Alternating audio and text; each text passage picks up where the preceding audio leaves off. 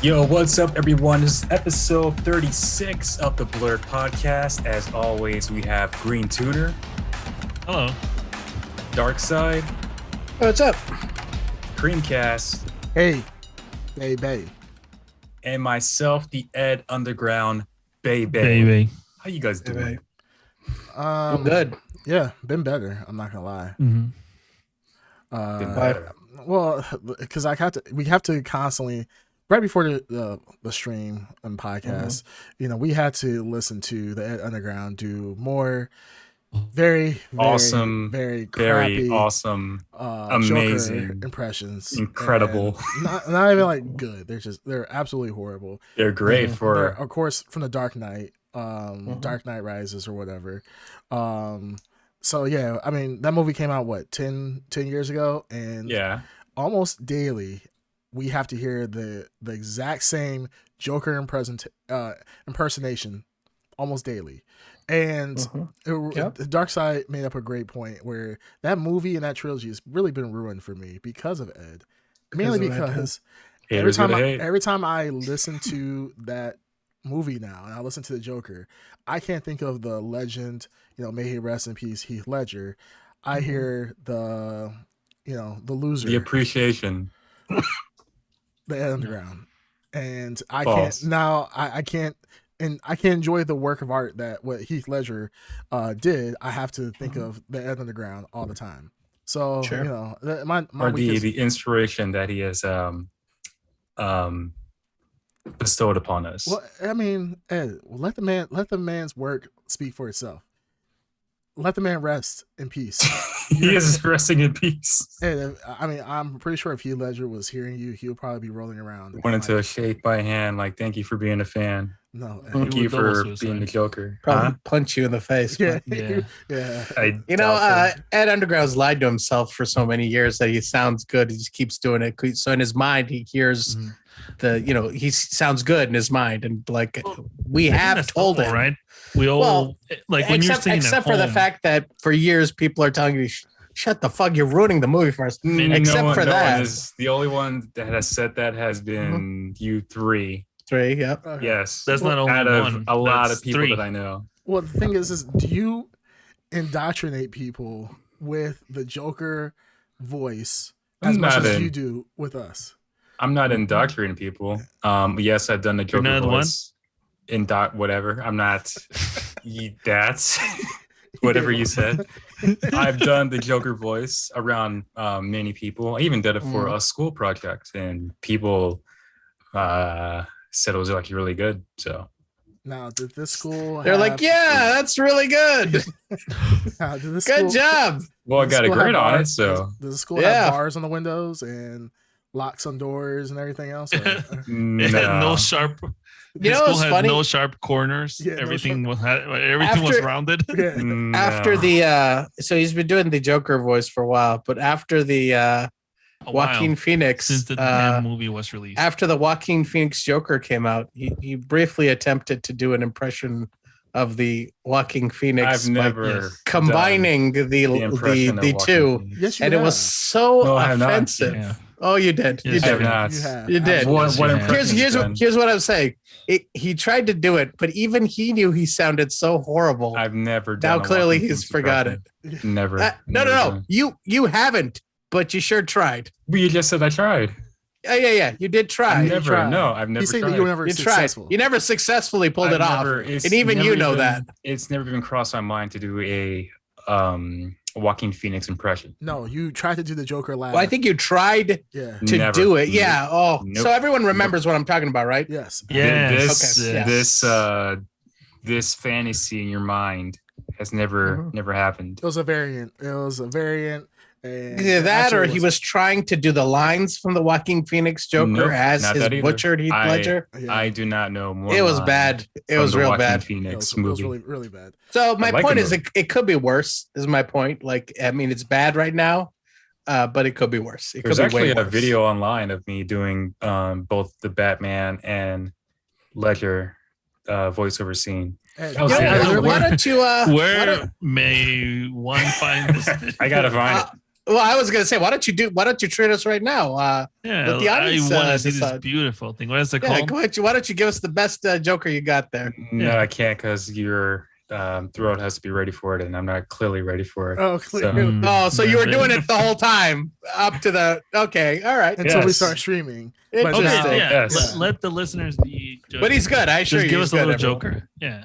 I can't do it right now. Yeah, he's got to lube his throat up just like a singer has to do some few practices before they sing. I would have to do a few practices before I do. Which you did already. You did it. You practiced. Well, we were waiting for this. Yeah, you were nonstop. I wasn't practicing.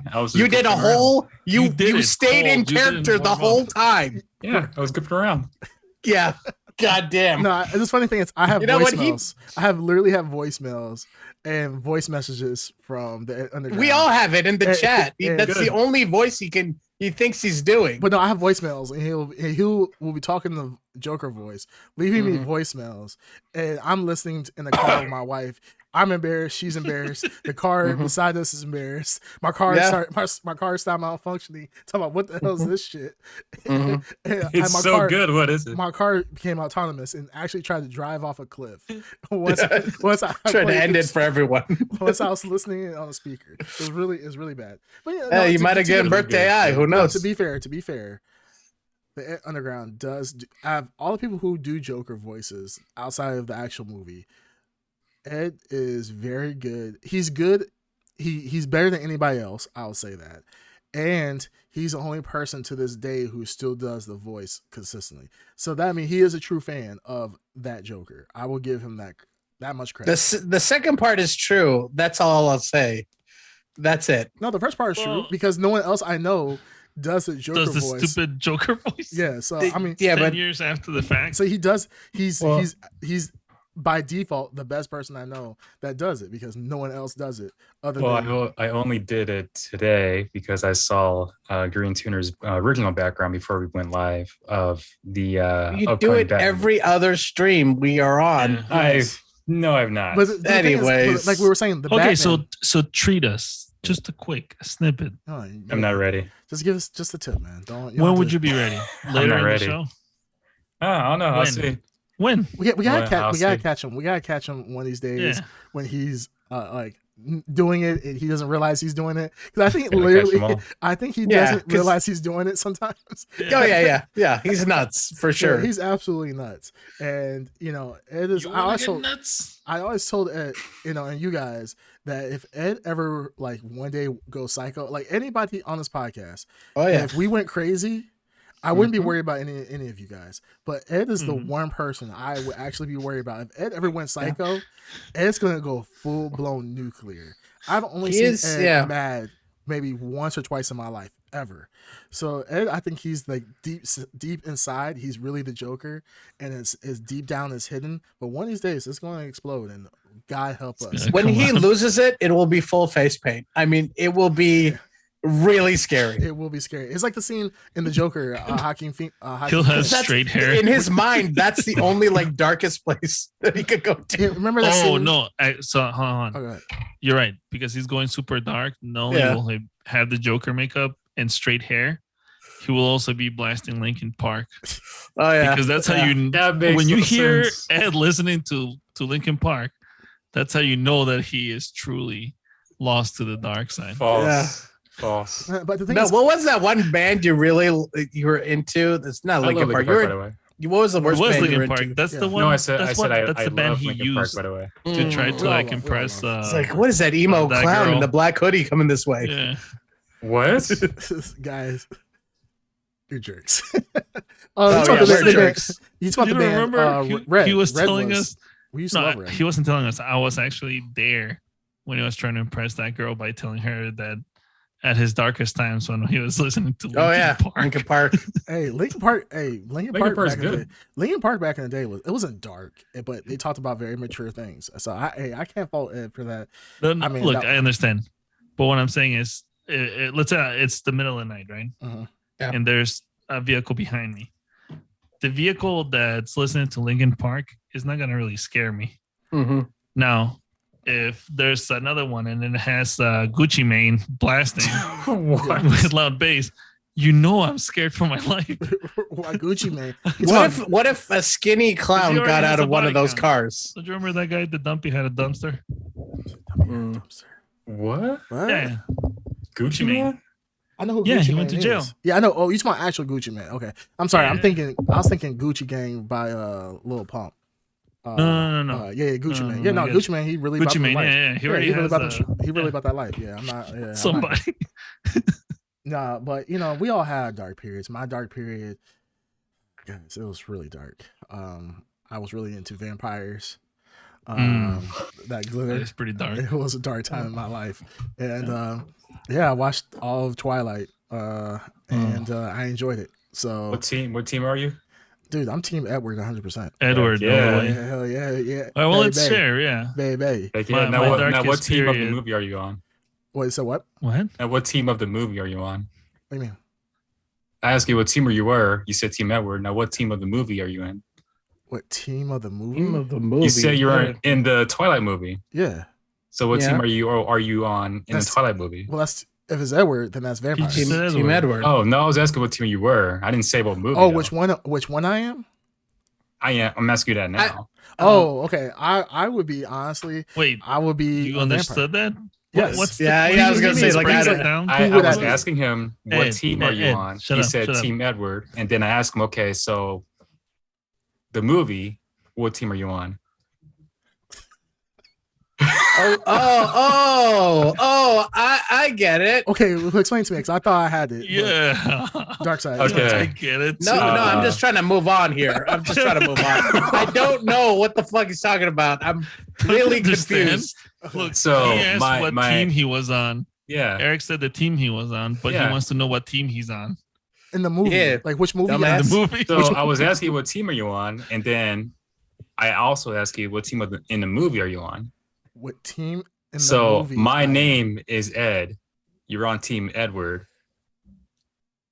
Because his name is Edward. Because his name is Ed. Wow. I was supposed to figure that out. Man. Wow. That was a stretch. That was a mental exercise. Can you imagine Ed doing stand-up comedy? Like just like nobody gets it and he's like up there trying to explain it to people. I told you. Guys, let me knock. Let me repeat the joke one more time. He's asking women how much they weigh.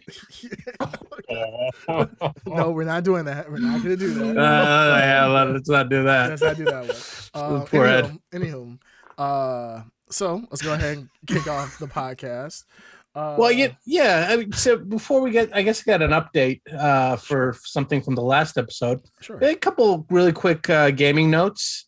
So Cyberpunk, I noticed they got a big update. Yep. You guys see that? Patch 1.5, Yep, I think. saw it. It only took a year, but has anyone tried it yet? I know Ed Underground, you're a big what? fan. I didn't say I was a big fan. Oh, you're not? He didn't regret it. He didn't regret it. I think there is a lot of potential before the update, both when it release. I haven't completed the story, but the story is actually pretty good. Right, but you haven't tried the new patches and everything? I have not, but I'm actually literally on my Xbox now looking for this update that you. Oh, okay. Well, it's a big update. It's a big patch. People seem to like it. There's a lot of stuff that they've improved. If you haven't been playing it, your stats and everything have to be re-entered because they completely redesigned the skill tree and buffed and just removed stuff. And so it seems like a pretty extensive rework of the bugs and everything. So it's fine. They just took them forever to do it. But I thought that was newsworthy. It just sucks that this would have been big news if they did this a month ago, like when there was nothing to play. But now we're coming into some big games coming out, and I think it just eats up that news cycle. Yeah. Well, this would have been big if it had released. This wouldn't even be news if it happened to release, but it is what it is. So I thought that was notable. The other little bit of news I saw here, going back to the last episode where we talked about Bungie and Sony, and I said that the soul of Halo I thought was like Bungie. I thought when Bungie left, Halo really doesn't have that same feeling. It just doesn't have that click that it used to. You know what I mean? So the article I was reading in the Forbes came out in their gaming section, and it said that Halo Infinite has lost, in the 2 months of its release, has lost 90% of its player base on PC, and it's lost. It's fallen out of the top 5 of most played Xbox console games. And this was when the article came out. I just checked it today. It was 6 at the time of the article. It's now 7 ranked on Xbox, the console platform. So for a game that was free, released and designed for people to play as free, I mean, it's not looking, if I was at 343, I think this is not, probably after 2 months of release, this is not what you want your flagship franchise to look like. But I don't think Microsoft is going to be too pissed off, because I think this is probably one of the reasons why they got Activision, because Call of Duty's in the top 5. It's never going to move from the top 5. Yep. In the top 23 of the games are Call of Duty games on Xbox's platform. Yep. So Halo really is something that I think its time is pretty finite. I think this is why the TV show is not getting the love from the general population, because I think our generation really loved it. I don't think it can compete with the Fortnite kids and the Destinies and the Call of Duties and the Battlefields. It just doesn't have the retention. Or they got to do something drastically different. It's a different generation, but at the same time, like this Halo TV series, a lot of people, it's very mixed. I mean, I think we all agree that it doesn't look like it should look like. Mm-hmm. It's on the same level as like other shows, or like The Mandalorian. Like, think about it. If Halo was on that level, I don't think any of us would be complaining. I think you're comparing apples to, kangaroos. Well, streaming platforms. I mean, I think we all agree that the Halo TV series does not look up to par of what it could be. But that's what I'm saying. I think you're comparing to the game. The game has nothing to do with, or the series has nothing to do with the series. More, I brought up the series because of, I guess, interest in the franchise. Right. I think because the player base, because this is probably arguably the greatest Halo. Halo Infinite is a culmination of all the Halos. All the like things you can. It's a free package presented to fans, free multiplayer, open map. Like this is back in the day, this is like the dream Halo game. You know what I mean? Right. No. And the fact that if the multiplayer has lost that much of its share on the console, means that something is not clicking with current the audiences today. Well, I would say even with the game, I think with the current trend in first-person shooters, this is why Call of Duty is no longer popular as it was when it was a first-person shooter. It is really taking a new level right now. When it's taking a new level, it's been taken to a new level with battle royales. Battle royales have now been king. Back in our day, first-person shooters were so revolutionary because of the fact that back in the day our creators weren't able to create battle royales to that extent based on graphical and hardware limitations. We talked about back in the day with games like MAG, with 64-player battles on console. That at that time was completely unheard of. So you had your Call of Duties and so forth back in the day where it was, like an 8-on-8 or type of, and that was the most you could do. In max, it was probably like 16 versus 16. So now with the advent of, we have already have eclipsed, I think the regular first-person shooter genre has been eclipsed now by battle royales. So when you have Halo, which is just really a first-person shooter in a traditional sense, there's a reason why Call of Duty has moved away from regular first-person shooters. This is why Warzone has been as popular as it has been. That is why Fortnite has been as popular as it has been, because the first-person shooter formula, it just doesn't work. That's why you have your Battlefields. Battlefield is not as popular as it was. I think the multiplayer like deathmatch is just dated, and it's just not. Like you said, the battle royale, which Halo Infinite does not have a battle royale, correct? Someone confirm that? Yeah, it does not. It does not. I know it's planned because everything's there for them to do it, and I assume when they do it, it'll make a big impact for that franchise. But I guess my point is, for a game that came out 2 months ago that's free to play for Xbox owners, is designed for Xbox owners, it's the flagship franchise. That's really some rough news for 343 and the brand over there. It just goes back to what I was saying in the last episode about just the soul of Halo kind of just left with Bungie. I still feel that, and I still think that the brand is there, the image is there. I think he froze. Yeah. Well, He did. Yeah, he froze. But with Halo, I mean, we're talking about the series and all this other stuff. I mean, to be fair, I mean Paramount Plus is already confirmed as season 2. They already bought. Yep. They already bought season 2. So regardless of how we feel on Halo, the series, even before the season premiere, the pilot program, Halo is about to come out now at this point. So they're doubling down on Halo. So regardless of what 343 Studios is doing with Halo, and even I agree, Halo 4 is probably the quintessential Halo experience. It is the culmination of the years from Halo Combat Evolved all the way till now. So it is the best Halo I think that has been out thus far. And even though it might be losing its player base, Microsoft is still investing in Halo. This is their flagship program. This is the Crash Bandicoot of Sony. This is this is their Banjo Kazooie of Nintendo. Like this is wait, Nintendo. Did I like cut off mid you rant? froze Oh, okay, because I was actually I was yelling and everyone was like frozen in their faces. I was like, oh man, I really got them captivated here. I really changed their minds. Yeah. Wait, Dark Side.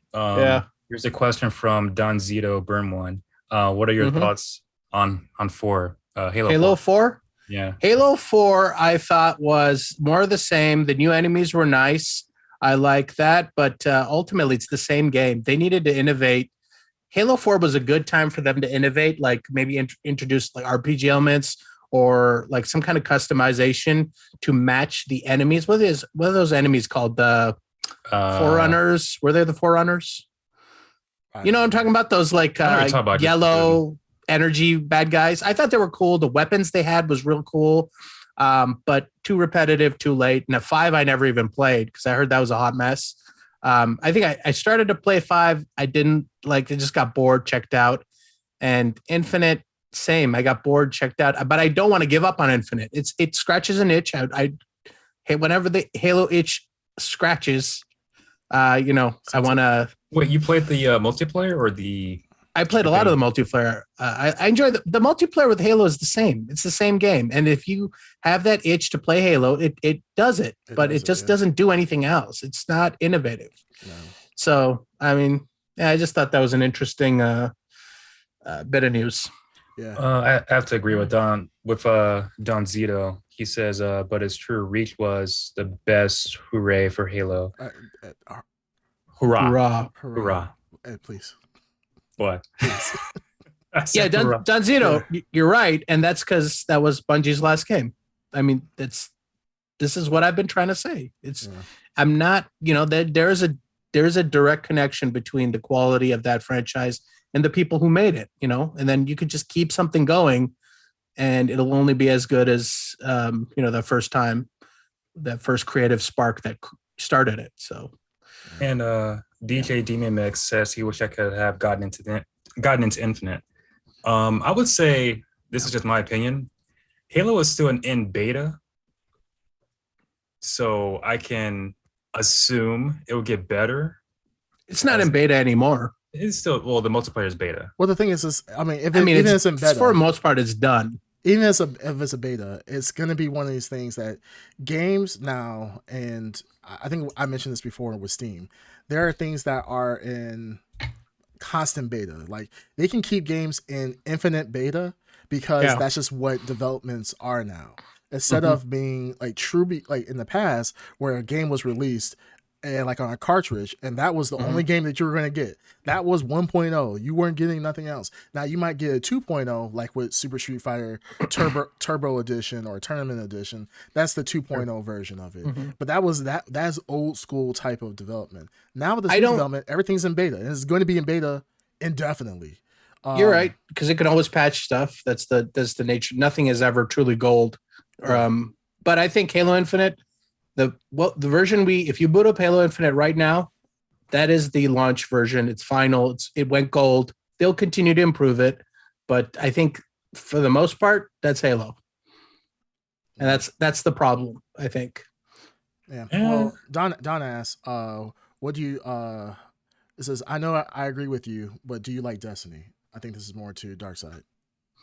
I do like Destiny. I mean, Danzito, I urge you to check out the last episode or the episode before that, where we talked into a little bit about Bungie being acquired by Sony, why I thought that was a good idea and why they're a solid studio. I like the feel of Destiny. I like playing Destiny because that's where Bungie's expertise in their gunplay, navigation, it feels slick and smooth. RPG that's what elements. I associate with RPG elements. It's like, and I said this, and people on this chat or this podcast disagreed with me. Not? It's floaty on the moon, and it's not floaty on Earth. I mean, they're good at what they do. They're good at what they see. I said this last time that Destiny feels like the evolution of what Halo would have been had Bungie stayed on path with Halo. If they were forced to make Halo games, they would have made changes and tried to innovate. They would have realized, look, we can't just keep making Halos. We got to start moving the franchise in a different direction so we don't get crazy. So I guess that's what I feel like Destiny is. So yeah, I do like Destiny. Solid game. Well, I do agree with you with that. The point of the FPS version, it seems like Bungie and 343 or not. I'm not Bungie. 343 Studios is very dedicated to the FPS, 8-on-8 formula or 4v4 formula, however it is.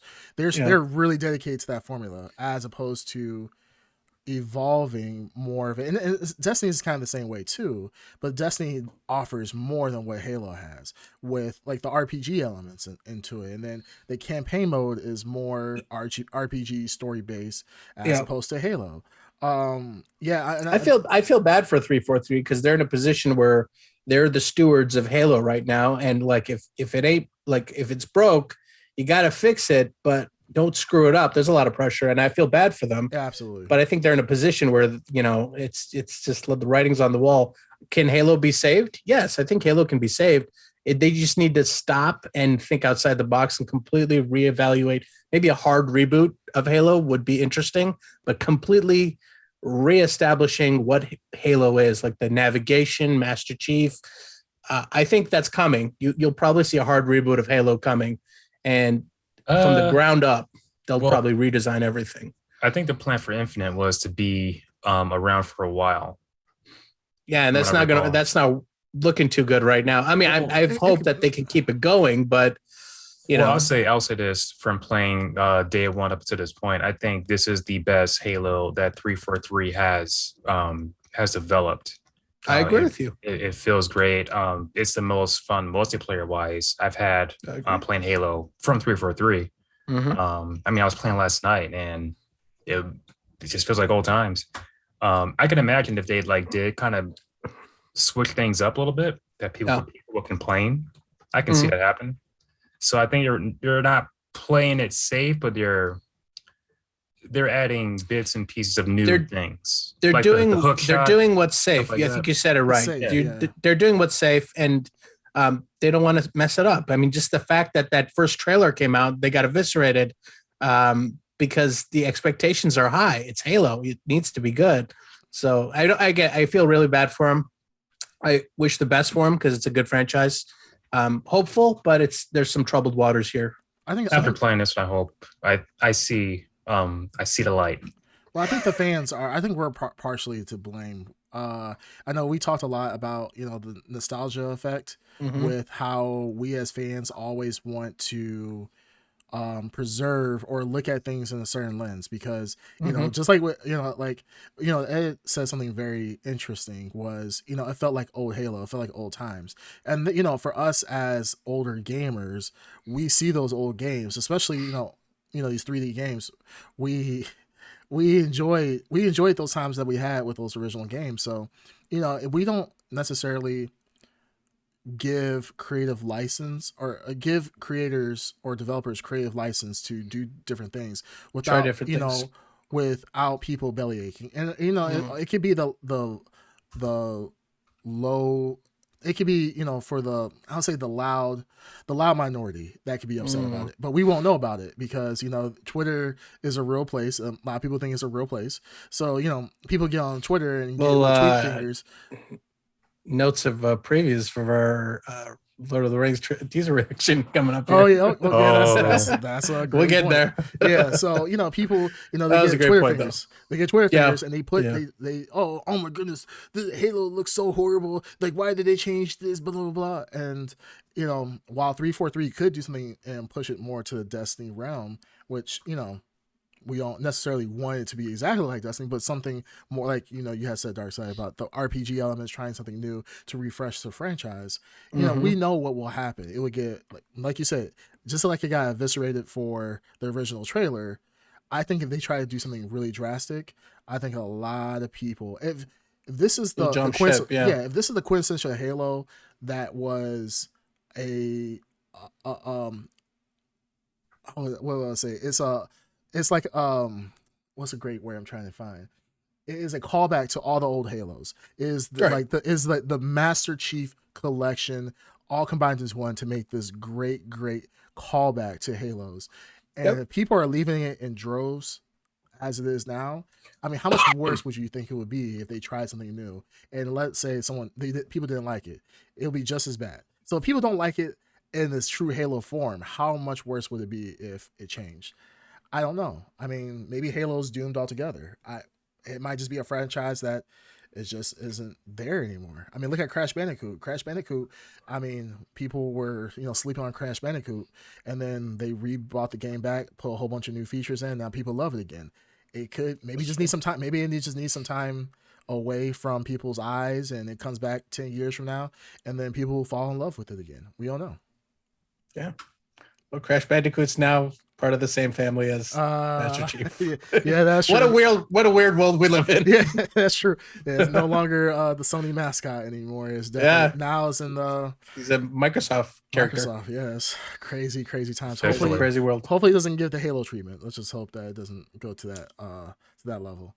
But anyhow, so outside of that, another big event happened this week, or this weekend, which was the Super Bowl. As you see in the title, it's Super Bowl for nerds. You know, nerds have a notorious, I guess, perception on football. They don't really care about sports. They just care about the video games. And I think for most people on this podcast, no one cared about the actual game itself. They just cared about the ads and the halftime show. I think that's true for everybody, right? Pretty much, yeah. I mean, I didn't care about these two teams, so I was completely checked out. Well, I did watch the game, and I mean, I didn't care about the teams, but I still watched the game. So yeah, Super Bowl ads. I think for the most of them, we can kind of ignore. We're talking about trailers. Specifically, we're talking about trailers. Super Bowl trailers. The ads themselves weren't all that great. Yeah, there's a couple notable ones, like I think I mentioned before the podcast, was the cryptocurrency one, Coinbase. Sure. They had a QR code just bouncing across the screen. There was nothing else on the screen other than QR code, and it was a very successful campaign. It shows innovative, and it shows how you know how trusting people are of scanning random QR codes on the TV and giving up privacy and everything else just to be part of the experience. But that was kind of a cool thing. I mean, I'm not gonna lie, I did it too. I was like, whatever. But yeah, it was just sign up. Like, you sign up for a Coinbase account, you get, you know, $5 in crypto. So there's some stuff that was very innovative. But let's talk about the stuff that we really want to talk about, which were the trailers. I think we can all say, you know, with a great amount of certainty, the most exciting trailer was the Doctor Strange Multiverse of Madness. Yes. Yes. Very good. What do you guys think about it? I almost didn't want to watch cow.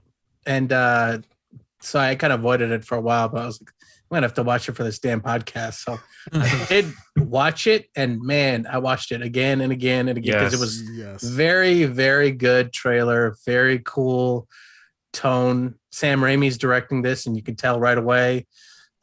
So yeah, man, I loved it. Very cool story being set up here. I was afraid to see it because it seemed like there was so much kind of given away in the trailer. Right. And now like you can't escape YouTube and TikTok and Facebook posting like these theories and these I don't know if you call them hints or like these Easter eggs in the trailer, spoilers in the trailers, or even in the poster. Yeah. Like there's so many things that someone pointed out, I think it was 16 or 17 things in the poster alone. I'm like, oh man. Yeah. I just can't escape it. But I love the trailer. There was so much in there, so many questions I have. I would say if those who are listening that have not seen the What If series, especially the Doctor Strange episode, I think it's a great idea to watch that before watching this movie. It looks like that it's a tie-in. Well, not even the Strange movie. I would say what was the Avengers one? It's about the zombies. The zombies too, I would say. And there's a lot of tie-ins with the multiverse with the What If series. He's right. Okay, just watch the whole What If series. Yeah. You might see a lot of things in there. What about you, Green Turn? Have you seen it? Yeah, I watched it. I liked it. I wasn't rewinding it and watching it 15 times over like some maniac. But otherwise, dark side. It was fun. No, I mean, I think anybody who's excited for the future phases of Marvel will definitely be excited about this. I know I was. I saw it the first time, and I knew that once the Super Bowl was over, I was going to go to my computer and look at the trailer a dozen times, and I absolutely did. Spoilers for anybody who hasn't seen it, and if you haven't listened to this or you don't want to know anything, you probably should, skip this part.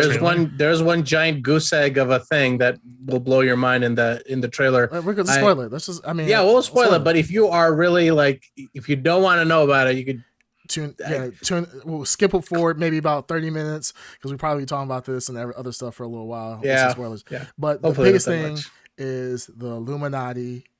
Pretty much is confirmed. So Illuminati is confirmed, and we hear is it Patrick Stewart as Professor X. As Professor X. So we know that it's pretty much been confirmed that this is the same Professor X part of the Fox X-Men series. Yeah. So there's I don't know. I've read some seen some cool theories about how it might be an all evil group of Illuminati, like it might be the Illuminati from the 616 universe, but they're evil. Like that's how you can get other people to play the same characters, and they're going to be the villains of the movie. Patrick Stewart, but you could be an evil. I mean, it's theories. They're all theories. But the only reason I say that because you've seen the Baron Mordo, the same guy when we saw in the trailer. It didn't seem like the one that we know, who's taking out all the magic out of all the sorcerers. So this seems like a good version. It could be bad. It could be good. We don't know. We don't know. I mean, people were talking about this might be. They thought Superior Iron Man was there, which I don't think it was. But I mean, I think there's a good chance because you do have, if you're talking about Illuminati, you do have Iron Man there. Yeah, and you do have the Ultron robots there. So. He's something there.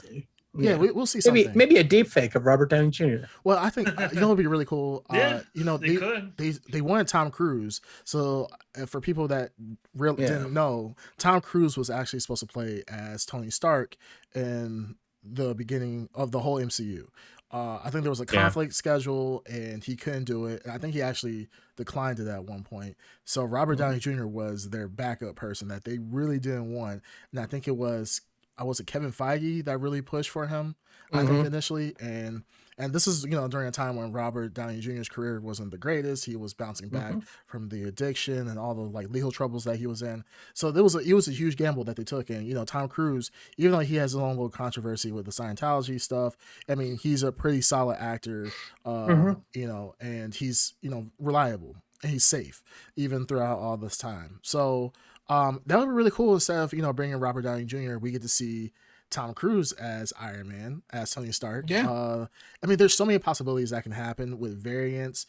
We know Patrick Stewart is in the movie, so I mean that in of itself is just awesome. Well, you list off these members of the Illuminati. You got so we have Mr. a Black Fantastic. Mr. Fantastic, Namor. Black Bolt, which there's an actor for Black Bolt. Right. You do have Black Panthers on the Illuminati, which would be a great way for interesting. This is why I'm saying, like, if this is an evil Illuminati, can you imagine Michael B. Jordan, like a version of Michael B. Jordan who ascended, is now the Black Panther on the Illuminati? This is what I'm saying. Like, an all evil group would be cool. Well, this would be a good way for Chadwick Boseman, for them to take Chadwick Boseman out of Black Panther. Is to say that he ascended. Now they might. I know they said before, Kevin Feige said he did not want to do any deep fakes of Chadwick Boseman, but how awesome would it be to see him as the Illuminati? And we don't know how far the Illuminati is going to span, if it's just going to be in this one movie, or if the Illuminati is going to reset the timeline of the sacred timeline of the MCU. We don't know. But how cool would it be if they took out Chadwick Boseman out this way and put him in the Illuminati and say, hey, the reason why we don't see him anymore is because he ascended. That would be pretty awesome. Sure. But, sorry, what were you saying? I forgot what I was going to say. Okay, I was going to say, isn't Michael B. Jordan? He's in the What If series. Yes. So if there's a tie-in with the What If series, I don't think he would be part of the Illuminati. Why wouldn't he? Because I think the one that we saw in the What If series would be in this movie. Solely just one, not a variant, just this one. My thoughts, because the one we know is dead. The one we see in the What If is, clearly he's alive, but he's trapped in that sphere. So another one, a third one, or a fourth one. There's literally multiverse universes. Yeah. I mean, the thing is that ultimately with Black Panther, we don't know if Shuri is going to be taking over the mantle. No one wants that to happen, kind of, because they want Black Panther to be Black Panther. But I mean, they're obviously going to do something where either M'Baku will be the new Black Panther or Michael B. Jordan. We definitely know that his sister. Shuri. That's why I say no one wants. He said that. Yeah. Oh, nobody wants Shuri. Nobody wants Shuri to be Black Panther. They want either M'Baku or T'Challa. But what I'm saying is that, I mean, we know for a fact that Killmonger is coming back. Michael B. Jordan, from what rumors have said, that he signed multiple deals with Marvel, so his character will return back. Makes sense with some multiverse shenanigans. We get Killmonger back as a future Black Panther. Makes sense. And then this sets up with Namor as well. We know that Black Panther 2 will deal with Atlantis, and deal with who'd play Namor. Did he? No one yet. No one yet. No one yet, right? Yeah, same with Mr. Fantastic. No one yet. So they want to get what's his name? They want to get John Krasinski, but they haven't. Yeah. So we'll see where it goes. It could be an interesting group of people. And the cool thing about it is they could have Mr. Fantastic there, but you'd be like, okay, when he's not your Mr. Fantastic, he's a variant. So you could just get, I don't know, fucking Jim Carrey or someone. That actually would be pretty fun. I would love to see the Council of what's it called? Council of Ricks from that's where they ripped it off from. But there was one Ricks. of the Council of just Mr. Fantastics from all over the universe. So you had like, that's where they ripped it off. The Council of Ricks. Well, you know that from Rick and Morty. One of the writers for Multiverse of Madness was a writer for Rick and Morty for like several seasons. So they actually, nice. I don't know if you realize that Marvel and Rick and Morty are actually kind of going back and forth. They're stealing ideas from one another.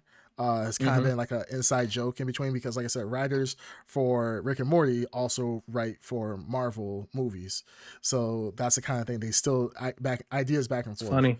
So yeah, it's pretty funny. But yeah, one of the main writers for Rick and Morty is a writer for Multiverse of Madness, and there's supposedly some Rick and Morty Easter eggs in the movie. I hope so. I really hope so. We'll see. Who all do you know is going to be in this movie or spoiled? Who's going to be in this movie? Who else? Yeah. Like characters? Yeah. Oh, I mean, you bring up a good point. They showed America Chavez. She's in the trailer quite a bit. Showed her a lot. So she's definitely key to something. You know, she's in a lot of key scenes. Gargantos, we'll see. Which we know is Schumer Gorath for... I mean, they call him Gargantos. And Marvel vs. Capcom. Yeah, everybody thinks it's Schumer Gorath, but I mean, there's no actual confirmed Schumer Gorath actual name in the trailer. We see, we see Defender Strange. What's the other Strange? Supreme Strange. Supreme. We see Defender. Then we see Zombie Strange, which everybody thinks is just Defender Strange turned to zombie. America Chavez. Who else do we see? There is something. There is someone like there's a like an energy a character completely surrounded or composed of energy, which could be trailer trickery. So that could be Iron Man. It could be a lot of people said as Captain Marvel. Monica Rambeau. Yeah. So I mean, her powers or that character's powers look a lot like Captain Marvel's. Yeah. So we could see. I don't know, but I think there's a lot of it'd be fun. This trailer is full of CG manipulation and what is it called? Red herrings. Like there's a lot of stuff here, which when we watch the original movie when it comes out, you probably go back and see just like what they did with No Way Home, where they erased certain people, or Spider-Man was punching someone you couldn't see who it was because they removed them. Yeah. So I bet this whole trailer feels like there's a bunch of stuff that they changed and moved.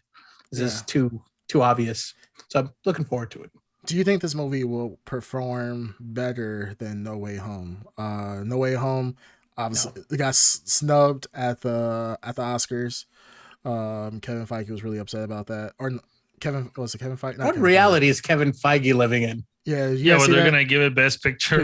Yeah, just because it's popular. It's not even the best Spider-Man movie. What the hell? I think people misunderstand is that just because it was popular doesn't make popular doesn't mean it's good. Yeah. Well, the Oscars, they expanded like a couple of years ago in order to make Oscars relevant. They expanded the nominees for Best Picture, and they started adding like popularist movies. So this time we got Dune in there and Don't Look Up. So they have some movies that are more appealing to a younger generation, but they never win. So so I can't see. Black Panther got nominated the year it came out. Remember? So they always go after. They always specifically nominate whatever's hot. Yeah. Because the first year they did that, Avatar was nominated.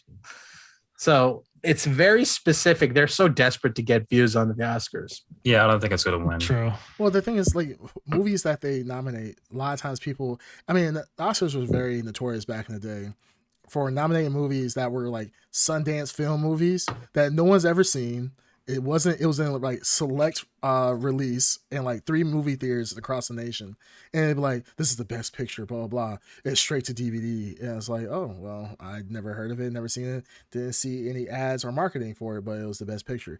I'm not saying that those movies are not good, but they are catered to film critics who actually watch a lot of these movies. Yeah, they call them Oscar baits. Yeah.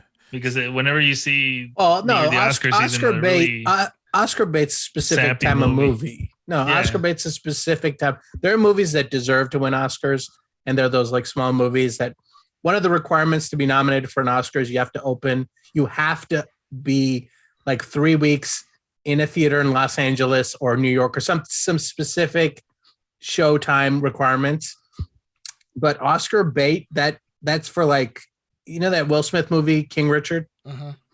No. That's Oscar bait. That's something that like when they're trying really hard to win an Oscar and it's always like It's some comedian or someone trying to some dramatic role.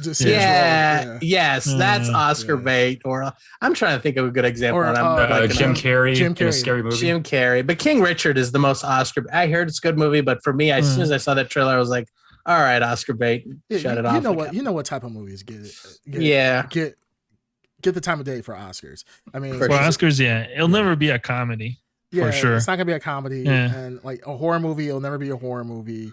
No matter how good it is, it will never be a horror movie. Even if it's the best written horror movie, they wouldn't. You're right. Yeah, it has to be something like it has to be like a period piece or something stupid, or something that's like it has to be like a drama, suspense filled type of movie. Well, I mean, sometimes they give it. Well, sometimes they give in. Why so serious? Hey, what? There we go. You did it. Clip it. Clip it. Audience, you've now you know our nightmare. Yes. Lord of the Rings: Return of the King did win. That was the one I was thinking of. That everyone was like, yes, that's the one. Finally, yeah. What about the one before then? I'm gonna look it up. I'll look up if there's anything of note. What is it? I was gonna say, speaking about Jim Carrey, there's another movie. Nope, we don't talk about those. We don't solely a podcast with talks of Sonic whatsoever. This is a really good. No, trailer. God, no, really, we're not really gonna. I didn't even watch it, so I don't think we can talk about it. Really good trailer. I'm sure watched it. Anyways, you watched it? Yeah, it was pretty cool. I'm with you. Don't worry. Heck yeah. I'm not gonna lie. The trailer was actually pretty good. Yeah, it was. And then you saw Knuckles, and then you heard Idris Elba, and I'm like, what the hell's going on? Yeah, first off, like, why is Idris? He doesn't sound like Idris Elba. I think everybody was scared. No, he doesn't. I thought it was gonna be fucking. He's like British American Stringer Bell or something. Yeah, Stringer Bell. I thought he was gonna sound like a black British guy. And I'm like, oh shit! Like Knuckles actually sounds pretty cool. I'm like, hello Sonic, you want some tea or something like that? I don't know. That was. Good Lord. Knuckles. Good God. Uganda Knuckles. Uganda Knuckles. You should have done that voice. Uganda Knuckles. Show me the way. Or No, the funny thing is, they're probably. Do you know the way? Do you know the way? Do you know the way? Or Russian tank Knuckles. I don't know if you guys ever seen that one. That's a pretty funny one. I'll send you guys a link on it. It's hilarious.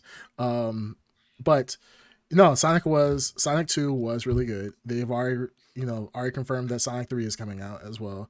Sonic 3 is actually, because Sonic 2 comes out next month, and then or next month or next week, I forgot. It's very soon. And then Sonic 3, really, they've already greenlit Sonic 3 already, in a TV series too. Yeah, I was going to say that. Speaking about Sonic. Okay, I'm sorry. I'm sorry. Like, you go ahead. A Knuckles TV spinoff, which I think is a really. I thought about that when I first saw the trailer. That I don't know. Oh. Me personally, I would love the same feel of the movie, but I understand budget. They won't go to that length, so it's going to be something close to that. I hope, but I'm looking forward to that, and I'm actually hyped for this movie because a lot of the scenes that they did reference Sonic 3, the video game, and that happens to be my favorite Sonic of the Sonic series. Sonic 3. That's everyone's favorite Sonic. The music, the levels. Yeah, I love Sonic 3. Yeah. Aside from Sonic CD, wait a minute, which was amazing. Sonic 3D. One of my, I'm not gonna lie, Sonic 3D. I love Sonic 3 back in the day. I had it 3D or CD. I'm talking about the CD. I know you're saying CD. I'm saying 3D. 3D was. You like Sonic 3D? I liked it actually. I had it on the Dreamcast. Wait, it was a lot of fun. No, that's. Oh wait, 3D on the Dreamcast? I'm thinking of the Genesis one. Yeah, there's a Genesis one. There was a Genesis version that was a downgraded version, and then there's the it was terrible. Or Dreamcast. Then that's probably why I hated it. It was Saturn. Played the Genesis one. It would have been Saturn, I believe, because those were the two that were close together. Yeah, so Saturn had it on the Saturn, and I loved that game. It was really good. But yeah, no, Sonic. I look forward to it. I did enjoy the first movie. It was. Honestly, it was not as bad as I thought it was going to be. I thought it was going to be a lot worse than what I first imagined. I'm so glad that they listened to the fans and they made it into a hit. So it was good. Not all the fans. What do you mean? I told you I want the original Sonic. Oh, he wants the original Sonic. He wants with the pot belly. You want the human dog Sonic with the pot belly and the nose that extends all the way out. Yeah. No, I actually want that Sonic too. But I mean, this Sonic is fine. This sounds like you. Yeah. Well, talking about animated shows and that really kind of took people by surprise. Dark Side, wasn't there a movie that you yeah. I don't know if this came out for the Super Bowl, but the trailer dropped around the Super Bowl, and it was for Chip and Dale Rescue Rangers. We're all old guys on this podcast. So back in the day, back in the 90s, I guess the early 90s, Chip and Dale Rescue Rangers was a animated afternoon Disney half-hour show that was really, really fun. It's like the theme song is burned into my mind, and all the characters are burned into my mind. So the looks like Disney Plus is going to get a feature-length film. And did you guys check out the trailer? I have not seen this. And it's really cool. Interesting take on Rescue Rangers on a movie for that. I thought it was really good. It's cool that they're bringing back the Roger Rabbit type theme. Aesthetic. Yeah, of like humans with animated, and then they added the extra layer of 3D. Yeah, so you have humans, 3D, and animated characters all coexisting. Yeah, that's actually really cool. I saw the trailer. I initially wasn't interested. I was like, Chip and Dale, it's gonna be a horrible adaptation. And then when I actually watched the trailer, I was like, holy shit, this is actually really cool. This is I don't think nothing like that has really been done all at the same time into a cohesive movie. All the amount of stuff we're looking at here. I mean, I'm probably thinking of something that has been done, but I don't know that I'm as interested in. I'm thinking of like Alvin and the Chipmunks is something similar, but those movies sucked. Yeah. Well, they were more meant for children, right? Like that was their main target. Yeah, true. But that's 3D. That was 3D. I'm talking about we've never seen animated. The 2D animation. Yeah, 2D. Like Roger Rabbit, like Roger Jr. was saying. Yeah, 3D and real life humans. No. Didn't Tom and Jerry just come out? Wasn't that 2D mixed in with live action? Tom and Jerry just came out, but like nobody watched it. Yeah. Once again, I don't know. I couldn't tell. All three at the same time. Yeah, maybe Tom and Jerry, I think is what I said. Did I stutter? Did I? Yeah, no, it wasn't. It was only 3D. I'm sorry. I thought it wasn't. I didn't mean to stutter. It wasn't 2D. I don't know. I didn't even watch it, so I can't tell. But so you might be right. That might be a true statement.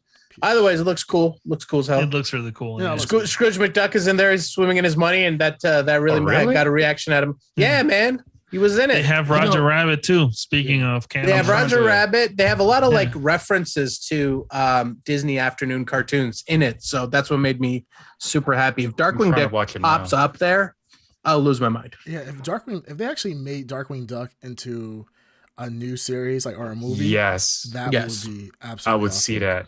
Yeah, that'd be solid. I don't know how Scrooge McDuck can actually swim through his coins like that. I think through solid gold. Family Guy has addressed this. Yeah, I saw that. He breaks every bone in his body.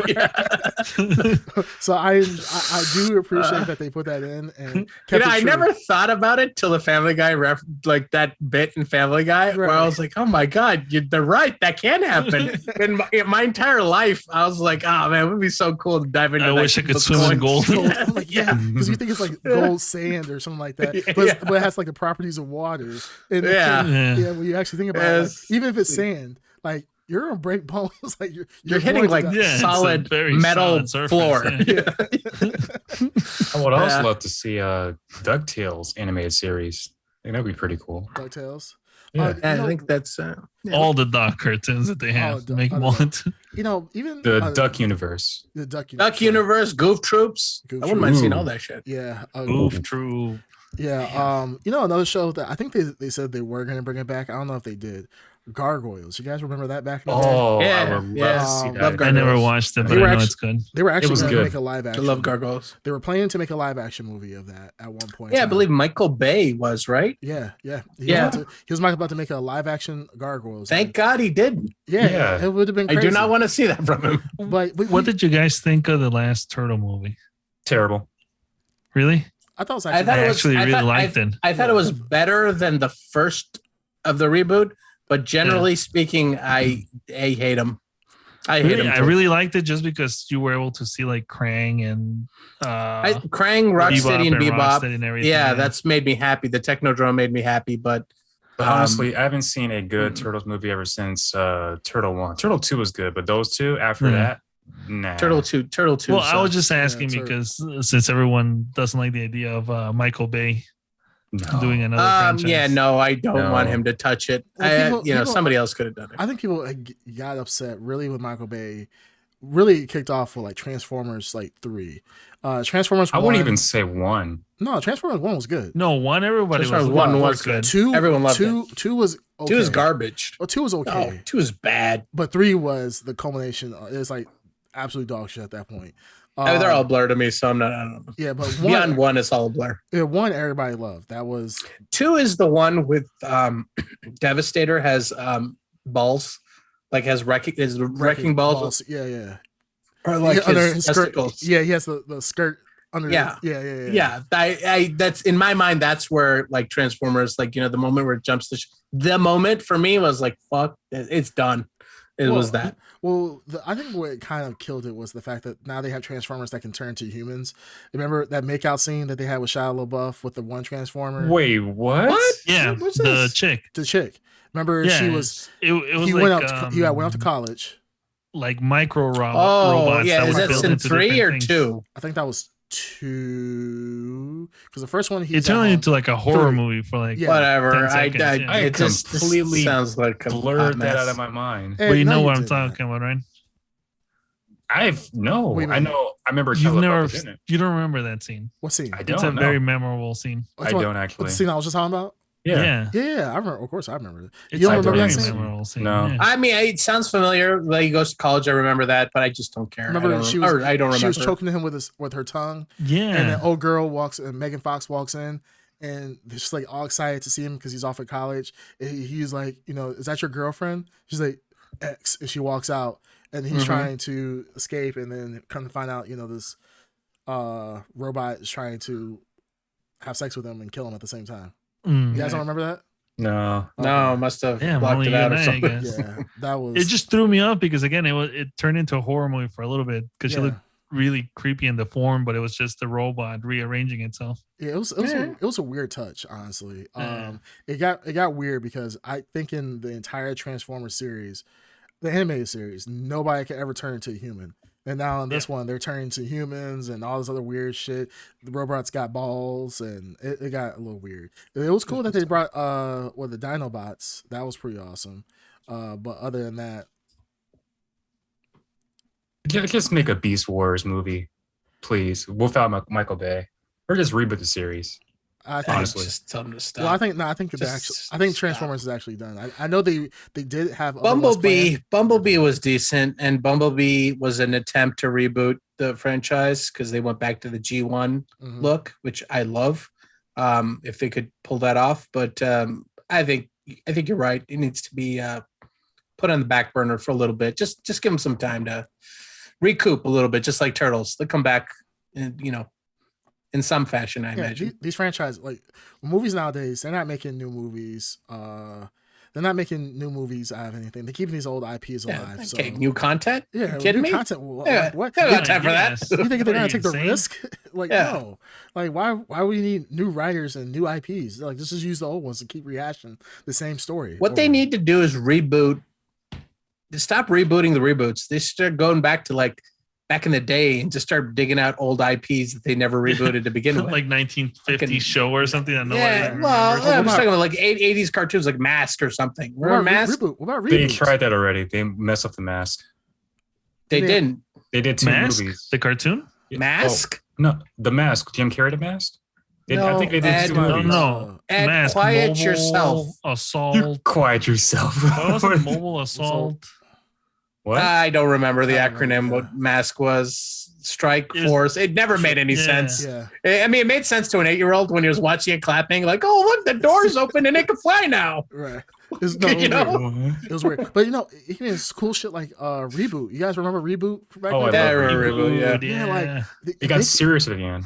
If they can actually like take IPs like that, like people loved, and actually reboot it to now today with the CGI that could make it look really awesome, then that would be really cool. Gargoyles, if they change Gargoyles to Gargoyles would be a good one. Really want to reboot, into an animated series. Yeah, that's what my point is. Like instead of rebooting these like film franchises that are reboots, just dig back into the old well. I mean, there's a lot of good stuff back in the 80s and 70s. They actually did bring back Reboot, and it was terrible. Oh, they did. Yeah, they did. Yeah. They come out with a reboot. Reboot. Reboot the reboot, and it was bad. Yeah. Anyways, but yeah, so Super Bowl. What other Super Bowl ads that we saw? Moon Knight. They came up with another trailer for Moon Knight. Yeah. Nothing really new that was put out there whatsoever.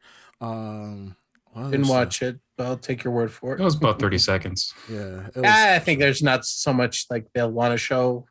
So I guess your opinion is exactly what I thought it would be. I think it was good to present that 30-second trailer. It was Batman-esque, if you would say. Sure. Yeah. To kind of get the. I'm really looking forward to. I'm really looking forward to Moon Knight. Honestly, I'm interested. I just don't know what to expect. There's a lot of lore that they could explore with that, and they can keep it running for a lot of seasons, with the different gods and so forth. So, how they move forward with this, it kind of reminds me of like how, I don't know if you guys watch JoJo, but it kind of reminds me of like JoJo, where you could have all these different gods, inhabit the world, and every season can be dedicated to a god. And Moon Knight can become something, can transcend more than just for. I hope it doesn't turn into like a Hawkeye where it's just a seven episode series and then we're done. I think it could turn pretty rich for multi-season. So we'll see what Disney does with it. I kind of want them to not do that. I kind of want them to just be in and out for like. I mean, I don't know. Oscar Isaac seems like, I don't know if he'd sign a multi-season deal, but that's how they can get these people these big actors and directors to sign on to these television shows. Is they're like, it doesn't need to linger on longer than it is. You can just get in, tell a good story, and get out. So I don't know if we'll get another season of Hawkeye. I hope. I wouldn't be against it, Hawkeye, but if we don't, I'll be fine. Any of them, actually. I don't think I need another season of any of them, but it'd be fine. I'll take it. But I think longer these shows go, the more the initial appetite for the freshness of it goes away. So I think there's a lot for Marvel to explore if they want to just keep making new series. I think we'll get them, but it's going to take some time. Like wait till all these movies get pumped out and then do a season 2 or whatever season 3 is out now. Well, that's a good point. Like Loki, as much as we love Loki, everybody wants these shows to be cranked out at the same level of like NBC shows. Like these shows never really take a break. These episodes, the season is 30 episodes long, and then it takes a break for a month, and then boom, it's another episode for another season for another 30 episodes. I don't like Loki. They haven't started even filming season 2 yet. So we know we're not going to get Loki until probably 2023, maybe as late as 2024, which is, it works for the Marvel universe because they have movies, everything else going on, animated stuff. They have a lot of stuff that can fill in those times. I don't want like Moon Knight to be a 8-season thing where it's just getting drawn out, and at the end, kind of like with The Walking Dead. The Walking Dead, after Rick once the what's his name? Rick is the main character. Not Rick. What's the other guy's name? I wouldn't know. Negan. Stop watching in season 2. Yeah, once Negan was beat, it was just like there's nothing else to really. Why would we want to watch anymore? It's kind of the same thing. I don't want that to happen with Moon Knight. I don't think Marvel will do that. Marvel hasn't shown that. We haven't even given Marvel a chance to even do that per se, or not Marvel, Disney. So, if we get like 2 or 3 seasons out of Moon Knight, I'll be happy with that. But I don't want it to be, like you said, just having it for the sake of having it. It seems like they have a lot of plans for TV shows that they've announced. So it seems like they're going from production to production of new ideas, and they're not so much interested with going. Loki's the first time they've mentioned a season 2. I don't think any of the other ones will have a season 2, or they might. They have not talked about it. What if it's animated? It's different. Oh, okay. You know what I mean? Yeah, live action. So like I think like Miss Marvel, I could see that being a multi-season because it's designed as that. You know what I mean? But everything else has been like kind of a treat. So I mean, they could go either way, but I think they're smart enough to just keep putting new stuff out there that's just appealing at a steady pace to keep people interested and subscribed. So that's the main point. Yeah, that'd be kind of cool. I know they have the Marvels coming out, but they did the Marvels as a series after that. I think that'd be kind of cool, and they could definitely set that up. So, well, yeah, with Super Bowl wise, what else came out? I can't think of anything. There's the big one, the Lord of the Rings. Lord of the Rings. Okay, Oh. and I'm not gonna lie, I was gonna put that into a separate category. Yeah. Oh, okay, we can because I don't think there's anything else to talk about. What about that DC thing you showed us?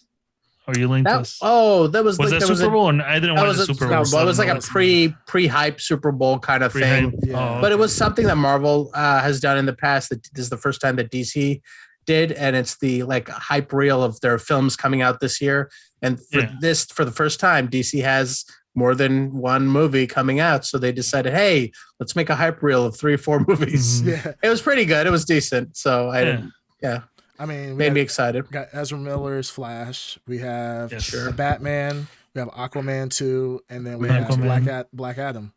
So Black Adam, which we saw scenes from Black Adam for the first time. We saw Dr. Fate and some of the Justice Society members. Yeah, I was so surprised to see him. I'm like, damn. Yeah, well, they've been speaking about Hawkman for a while, and he made him black, which I think is if any character you're gonna make into a black character, Hawkman. I'm not gonna lie. And Underground, how you feel about that? Save some for the next You're part against too. it, right? Go what?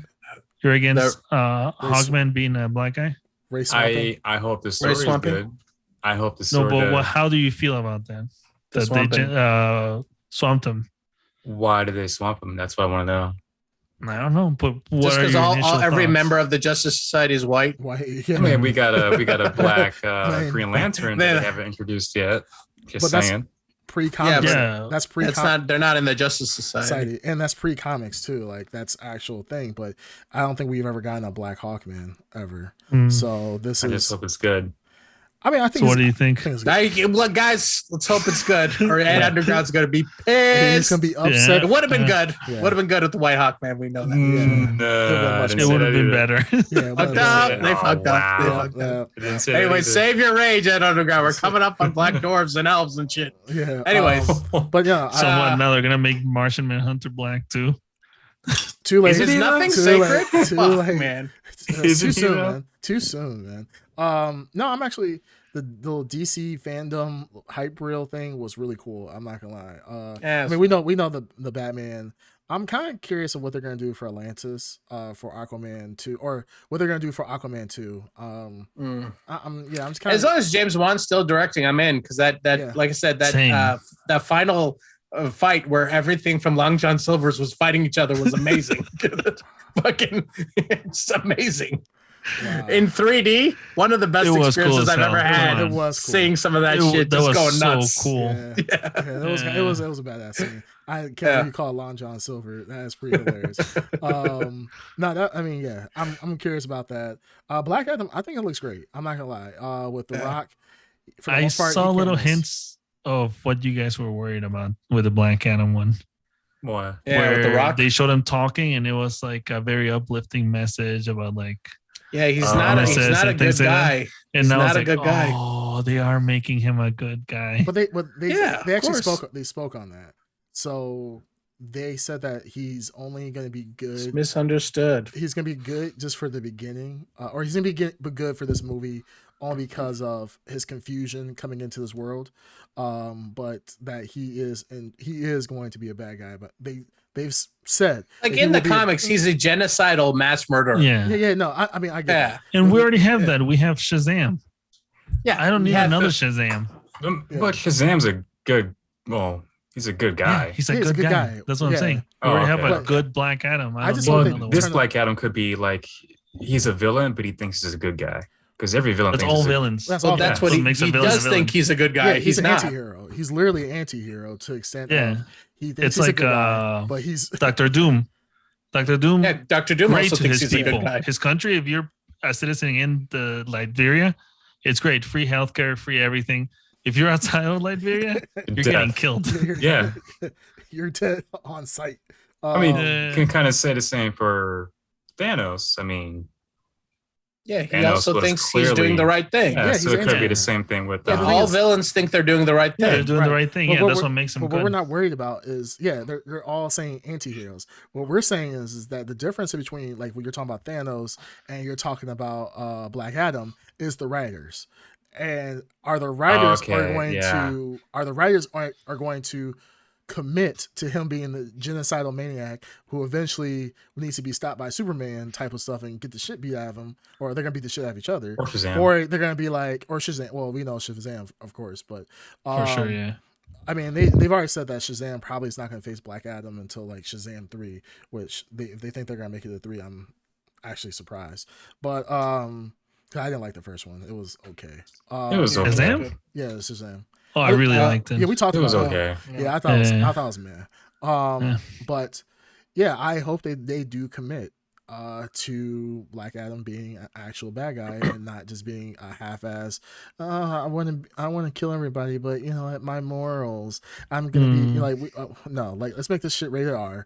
Let him go on massive killing sprees and have to actually be stopped by the Justice League. What is his rated, by the way? Is it PG-13? 9 times PG-13. Of course. Yeah, with The Rock. Yes, we talked about this last episode, how they do not take risks with rated R. The only one that they've taken risks is Logan, only because that was the last one that was done by Fox, and then Deadpool only because they want to do a PG-13, but people revolted like crazy. And once you've already set the precedent, the first Deadpool was super low budget, so it was a risk that paid off for them, and they invested back into R rating. Oh, and the second one, Juggernaut. Oh, there were some. Finally, that was such an awesome depiction of Juggernaut. Yeah, that was. Also, I forgot that. When I was watching a video exploring the multiverse of madness, I said this is how probably you get Deadpool to pop in there. He might show up. What is it? Well, I mean, this is how you get him to cross into. He's done that already, though. He's in the MCU? No, he's not in the MCU. Well, he's not in the MCU.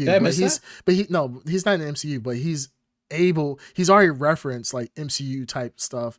I mean, you might see him in there, but he's not gonna be no permanent characters. You know what? And I can also see Deadpool, the next Deadpool movie, being a parody of multiverse of. Oh yeah, absolutely. Yeah. He's already because he can do it. He can travel. But I mean, now you have like he can actually. But now you have a platform to do it that he could parody off of. So the poster that I saw, someone circled in all the little mirror fragments, and one of them happens to be. It looks like Deadpool. It does not look like. I don't know what you guys are seeing.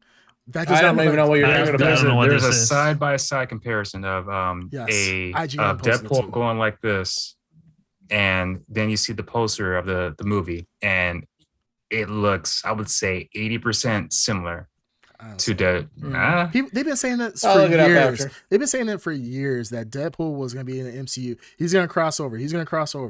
If this might be it, though. This might be it. I mean, he will crossover. We know it's he in the will title. Crossover. Multiverse of Madness. Well, Deadpool is the only character that can break fourth wall.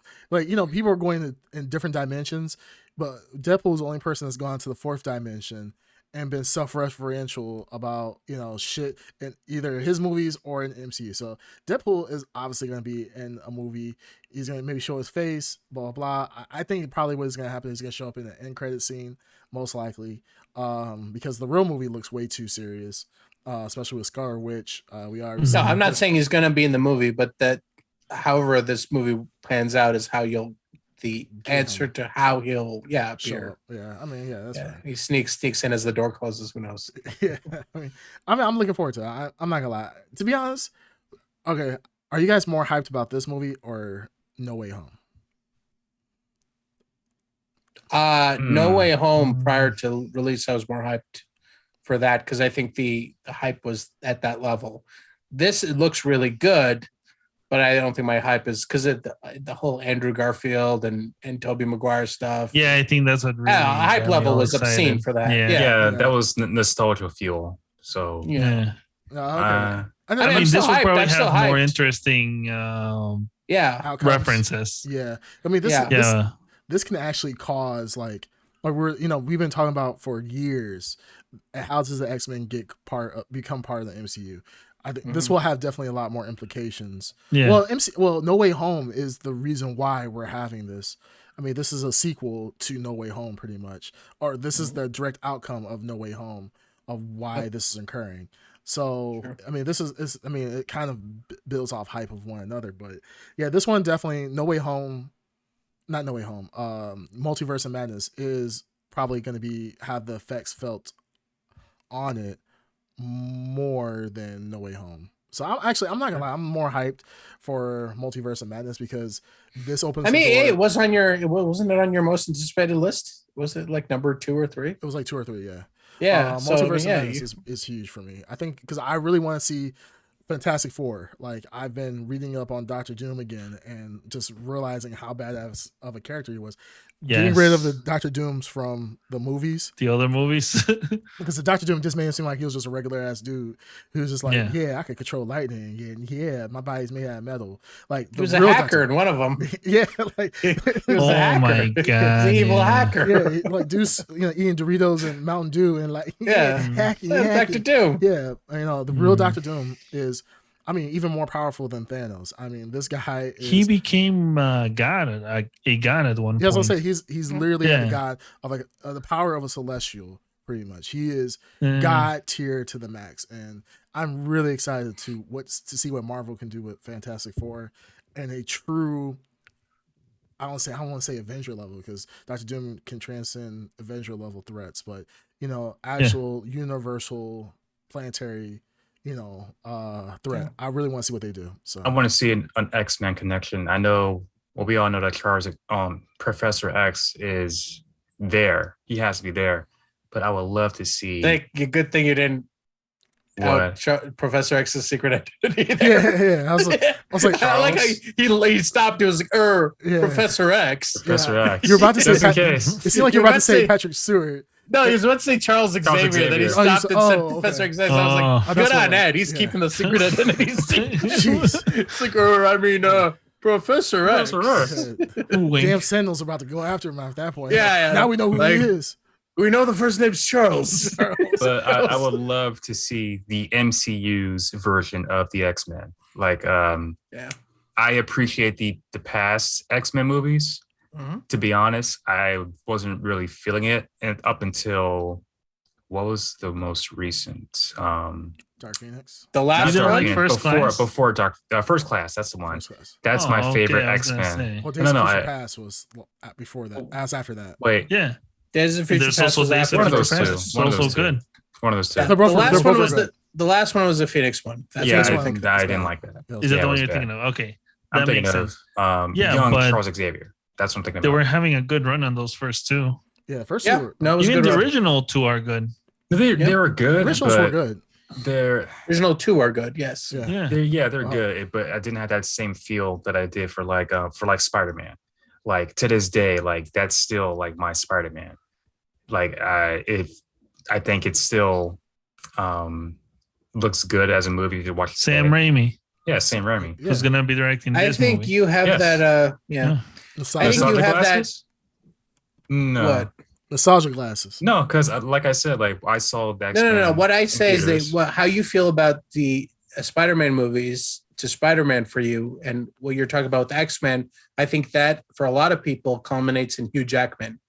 He is the nostalgia. It's not so much the movies; it's him. He's the nostalgia. Him as Wolverine is the nostalgia. Yeah. So I think that's the equivalent to your Spider-Man nostalgia too. You know what I mean? So to Toby. Yeah, because honestly, the rest of the cast was not memorable to that extent. They were not even Halle Berry. No, just Patrick Stewart and Patrick Stewart. You mean Halle Berry's disappearing accent? Remember the first movie? Half of the movie was in an accent, and the other half she didn't have an accent at all. Do you guys know what happens to a toad when it gets hit by lightning? Oh God. That's such a good line. It's like same thing that happens to anything else. I was like, what the hell? Yeah. And the funny thing is, if you listen to the backstory, like behind the scenes, I forgot who the director was for that. But it was Bryan Singer. Bryan Singer. He did not want. He did not. So if you guys heard that, he did not want any of the cast to read anything about X-Men. He didn't want them to read the comics because he wanted them to have their own take on each X-Men character. And Kevin bravo Feige, on Hugh Jackman. What the funny thing is, Kevin Feige was a part of the crew. He was, I believe, what was he? He was like assistant director or producer. Oh, okay. So young Kevin Feige, he used to sneak comic books to Hugh Jackman. Because he knew that Wolverine was the most essential character in all of X-Men. Like you can screw up everybody else. He is the X-Men on comics, video games, you name it. Yeah, he is. He is the X-Men. Which the funny thing is, he wasn't meant to be. He was supposed to just be like kind of like a one-off thing. But then people loved him, and now he's the staple of the X-Men. But yeah, Kevin Feige used to sneak Hugh Jackman comic books in his trailer and give him pointers of, hey, this is how Wolverine acts in the comics.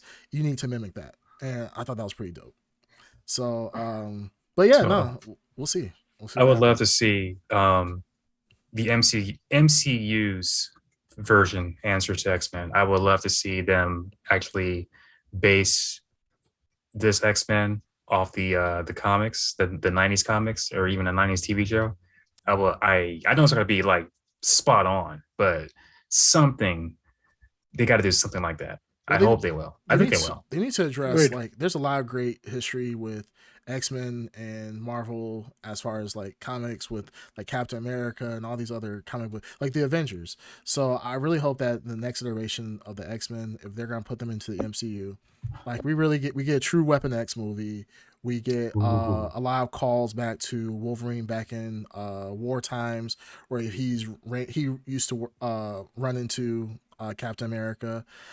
He's had interactions with Avengers and so forth. So I hope they do something with that. Not necessarily bringing Robert Downey Jr. back and all this other shit, but do something where they acknowledge it. I think that'd be kind of cool, and really having an integrated story and making the X-Men really feel like a good universe with it.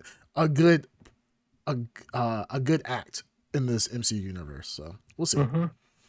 All right. So now that we've talked the hell out of X-Men and all this other crap, let's talk about the one big thing that showed up, which was under Green Tuner's background. A little reference to the Lord of the Rings. But yeah, we got a new Lord of the Rings, the first Lord of the Rings trailer outside of them just announcing the title. What do you guys think about that? I thought the trailer looked good. I mean, it's a teaser, so you can't really. I was gonna say I like the teaser, but it doesn't really give you much to go on. Yeah. I mean, it looks like the production quality, like I said, the production quality looks like what it should be. The effects looked great.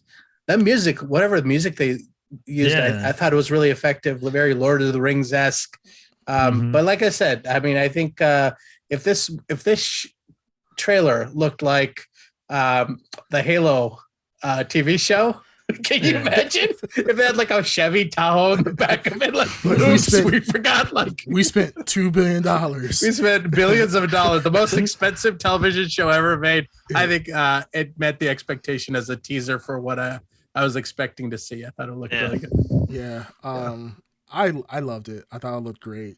I mean, honestly, this is a prequel to the Lord of the Rings trilogy that we know about. A prequel to The Hobbit. You know, this is the rings, the original Rings of Power. We get to explore other continents, right? In the Lord of the Rings. No, it's Middle Earth, but it's there's a continent that I mean, the original like Lord of the Rings, like this is the Second Age. I read a little bit about. I'm not the biggest nerd for Tolkien. I mean, I dabble in a little bit of it. There's a lot to get into. It's a lot. It's an investment. But I mean, there are. I'm not even going to try to attempt some of these names. So there's definitely. I think it takes place on the the same Middle Earth, but there is another continent nearby where a lot of important things happen that we never get to see, which is the kind of the source of all the things we will see in Lord of the Rings. I forgot what it's called. Numenor, I think. I don't remember. I'm not good with the names. I'm not gonna lie. Yeah, and that's the thing with this. This Lord of the Rings. This is obviously a prequel, and people are for some reason I don't understand it. If you go to the internet, people are upset that this is a prequel, and there's some liberties that they take with telling the story, but people are upset that they are, I guess, perverting some of the source material in this, and there's some swamping going on here. There's some swamping going on, and people are really upset. There's this. If you go to the official trailer for Lord of the Rings, people are spamming this one quote saying, I forgot how it goes. It's something I got it. Ed Underground was like Googling like crazy just a second ago. I know what he was Googling. Well, I pulled up something else. I can't pull it up because if I pull it up, it's going to play the sound. It's like evil cannot create or something like that. Evil cannot create anything new. It can only corrupt. Yes, exactly. And it's just... that's from the... I think it's that's in the from him too. Himself. That's from Tolkien himself. Yeah, I feel like that's in the Lord of the Rings. It felt like that was a line from the actual book too. Oh, so what I did pull up, a fan of ours who I happen to know, he messaged me a few days ago, and he said, "I'm trying to." Way to be prepared. Yeah. Oh no, I got it. So, Lord of the Rings of Power looks terrible. And he continues, but I'm guessing your podcast boys love it because it's diverse. Oh, you mean with like the Black Elves and things? With the Black Elves, yeah. I mean, just because your friend, is obviously a prominent clan member and doesn't want to see any diverse characters in a fantasy world. I mean, oh shit! Says more about the Ed Underground than anything else, I'd say. The only thing I'm insulted by from seeing images is that the dwarf women have no beards. That is not accurate. That is one thing. They need to have long, beautiful That beards. was the one thing of all the criticisms I heard. Does the dwarf women need to have beards? And they need to have beards. They need to have beards. They cannot they can't tell men and women apart. That's how butch. Yeah, like non-dwarfs can't tell them apart. Yeah. So so that's the one thing I was like, grr, I hate you, Bezos, for taking that from me. Sounds like. But other than that, no, I don't. Well, Ed Underground, what does that quote mean? Why don't you elaborate on that? Because I think that sums up the Tolkien quote. No, your friend's quote. Yeah. Yeah. Your good buddy. Your good buddy's quote. Yeah, your good buddy. Your best friend. Your close confidant. And you guys are the simpatico person there. that you shared with the most views. Yeah. This person. What? Yeah. Yeah. Tell us what your friend said. What does he mean by that? I'll reread what he said. No, you don't. No, what does he mean by it? What does he mean by it? Yeah, what does he mean by it? Because He's obviously just dropping quotes here. What the hell? Yeah. Well, talk about it. I can't say what he means by that. I mean, so what do you think? So why did you bring it up? Yeah, why did you bring it up? Like, that's kind of weird. Why did you feel like that? Oh, because he's a fan of the podcast, and he messaged me about. How do you feel about Black Elves? If it's pertaining to the story, cool. It's not in the books, I think. It's not in the it's not in the books. If you're just trying to milk something out of because of someone's skin color or sex orientation, then I don't know. If my thing, you know who the only dark people were in the Lord of the Rings books? You have to tell me because I'm not. The orcs. Yeah, the orcs were only dark skinned people.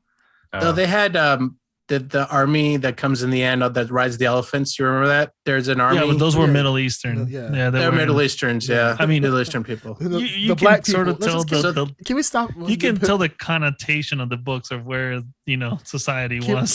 Can we just stop? The black people definitely were was orcs. written in the 40s. Yeah, the black people were orcs. That's what it was. Black people don't exist. Damn it.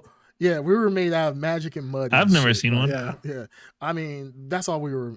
Shut the fuck up. I don't see any color. That's how. That's what you mean. Okay. You guys all look the same to me. Okay, yeah, he's beyond the scope. Right? Good on you. Hopefully, one day you'll get on my level. Good on you. But I think the person who wrote that, your friend that wrote that, is kind of stupid because it's just like no one's sitting here saying, "Oh man, we're so woke," because they bring.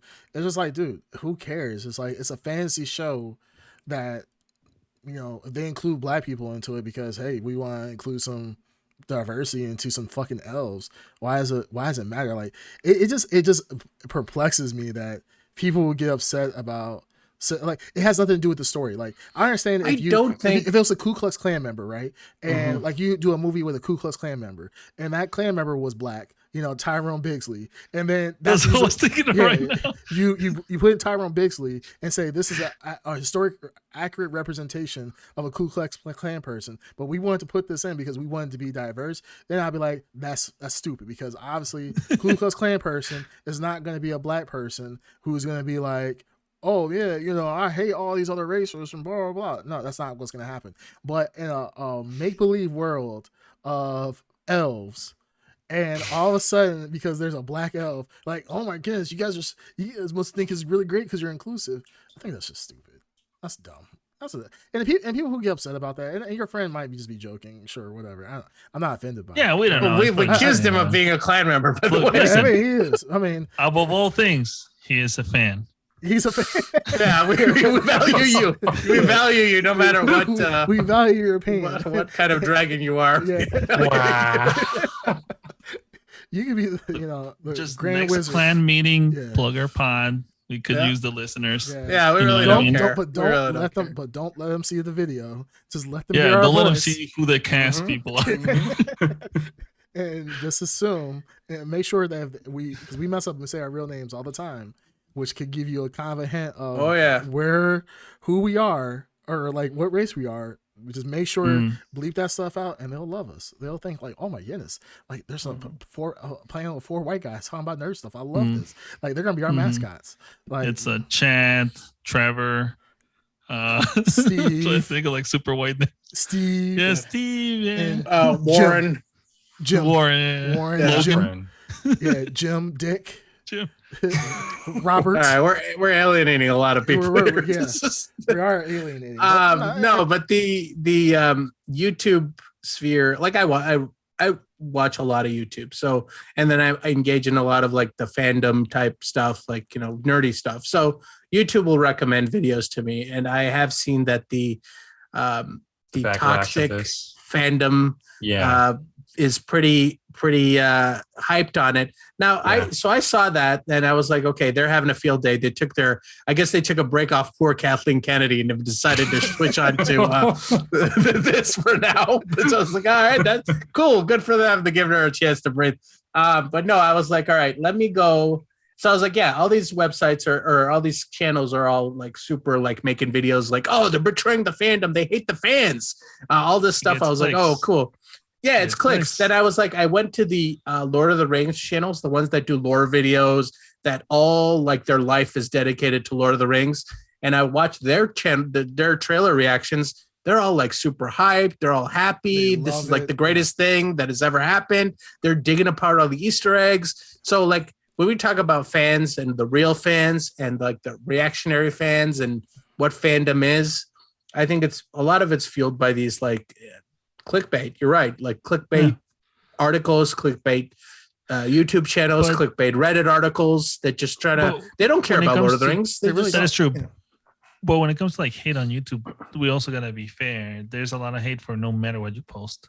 It could be a video of like a baby playing with puppies, and you'll see the most hateful, evil comments. That baby. Well, not even that. It just go racial right away with him. That baby is a Biden supporter. So that baby's playing with the ball. But what about the kids that are starving that don't have balls? Build the wall. I'm watching like a cute baby video, and there's just like the third comment down is build the wall. It's like what? Yeah, that's always we've brought up in the past, and the thing I said in this podcast is that it's always the vocal minority that people are spamming this. They don't know why they're spamming it. They haven't read any books. They haven't read any of the Lord of the Rings books. They haven't. They probably can't name more than 2 characters in the Lord of the Rings, but then they have such deep feelings about the Lord of the Rings and like, oh my goodness, my precious. Such a loud voice. Yeah, there's just a loud voice, and it's just like when like I said before, we're talking about with race swapping. If it's non-consequential to the story, why does it matter? If it's a story that we would have never, if it wasn't for Amazon, we would have gotten Lord of the Rings. Why are you upset before the movie even came or the series has even come out. Obviously, that's the thing that bothers me the most. People are making all these assumptions about the TV show on a 30-second spot. TV spot. Are you kidding me? They've already pictures too. They've already declared it's the worst series ever. Like, are you what? Yeah, like worst that's what anything ever. Yeah, they ruined it when there has been no representation of Lord of the Rings after the movies. There has been no representation of Lord of the Rings whatsoever. So to get a new story, an actual live action series on Lord of the Rings, Jeff Bezos is a self-admitted Lord of the Rings fan, spending billions of dollars on like you said before, this is the most expensive TV series to date, and especially for a new series. You know why? I just don't understand all the hate, and it blows my mind. If you go through their beef is obviously it's the Black Elves and Dwarves, which are not mentioned in Lord of the Rings because it's based on a fantasy Europe. Yeah, is basically what. Yeah, it makes sense. I get what they're saying. But you have to, if Middle Earth is the fantasy Europe equivalent, there has to be a Africa portion to the Middle Earth. You know what I mean? There has to be other. Yeah. Well, it's orcs. Yeah, it's true. Jesus, the dirty, messed up. No, there was a black hobbit. Was there a black hobbit? One of the orcs has like dreads. Dreads. Well, actually, they do. Cornrows. They do. They do. The orcs do have the Uruk-hai have dreads. Yeah, the Uruk-hai. Yeah. So these orcs that eat nothing but like rats and and they smoke weed all day. Listen to rap music. They are obviously smoke every day. They get pulled over by cops every obviously day. That's obviously the Rangers pull over the orcs like, hey, you look suspicious, sir. Like, there's a convenience castle that's been robbed. You fit a description. Just said a guy sped away on a black horse. Yeah. Wow. Doesn't matter. And that's the thing. It's just orcs don't ride horses, by the way. So they're right. Wargs. Wargs. Good call. Good call. Jeez. Oh, those are so cool. Almost you could have called me a fake fan if I didn't cover that warg thing. Confirmed. The wargs. I saved it with wargs. Yeah, he did. I'd say it with wargs. But the outrage for this is just, it kind of reminds me of like Masters of the Universe, how people got so upset about that, and it reminds me of all these series that are coming out that, and there's obvious criticism. Sure, you can criticize Cowboy Bebop. There's obvious criticism. I'm not saying these shows are above criticism. But the thing is, the show hasn't even came out yet. Like, bro, like, give it a chance. Give it a chance. Like, outside of people just being upset about black orcs and all, or black elves and so forth, those are just idiots. So I'm not even gonna worry about them. Well, the black orc and dwarf thing, I get some of that. Like, I mean, that's just people's flexibility with the reality of the situation. Right. There is a good criticism with the lead character is supposed to be Galadriel, and that's Cate Blanchett's character. And in this series, Galadriel? Yes, Galadriel in the trailer. I didn't know it was her. Is Galadriel. So, but in the trailer, they show her more of like a warrior type, and less of the like adventurous type. So they're one of the criticisms they have is that they're making her into a lead female badass character, which we don't know any of this yet. And her character has fought evil. So we're talking about an ambiguous period. Galadriel's barely mentioned in the Silmarillion. She's a deity, right? Or she's whatever Gandalf is. She's not a deity at this point. She's just I know what you're saying. She come from the same place that Balrog and everyone else comes from. But she hasn't gotten the ring yet of power that she has in Lord of the Rings. So she doesn't have that badass ability and all those extra super powers. She's just like a badass elf at this point. But I think a lot of people are taking offense to the fact that they're just turning the 3 Galadriel, seconds or 4 seconds. 4 seconds of her with a sword on her, into she's going to become like Lara Croft or something. I mean, they might need to do that. I don't know. If it's good, it's good. I'm not going to complain. What do you want to say, Ed Underground? Because it seems like Underground's fidgeting like crazy. I'm listening to what he's saying. He's laughing. He's smiling. I know. He clearly wants to say something. Go ahead. No, I'm just listening to what he's saying. It would be funny though if she was the main character of the whole story. That would be kind of funny. She is the main character of the whole story. Yeah. He just said it's about like a Lara Croft character. type. Why is that funny though? Well, it's her and Elrond are the two main characters I hear. I would just find it funny. That's all. I mean, I'm not very vast in Lord of the Rings. Out of all the things we talked about today, why would it be funny though? Yeah, you're not answering a question. I would just. Is it funny like a clown? No. Okay. I just find it funny. Go on. I don't understand the Ed Underground sometimes. It's just a weird guy. I'll have to see this the series to. I mean, all right, Ed Underground. I think you're the only one of us who have not mentioned or said anything. What did you think of the trailer outside of other people's opinions? I thought it looked plasticky. Plasticky? Yeah.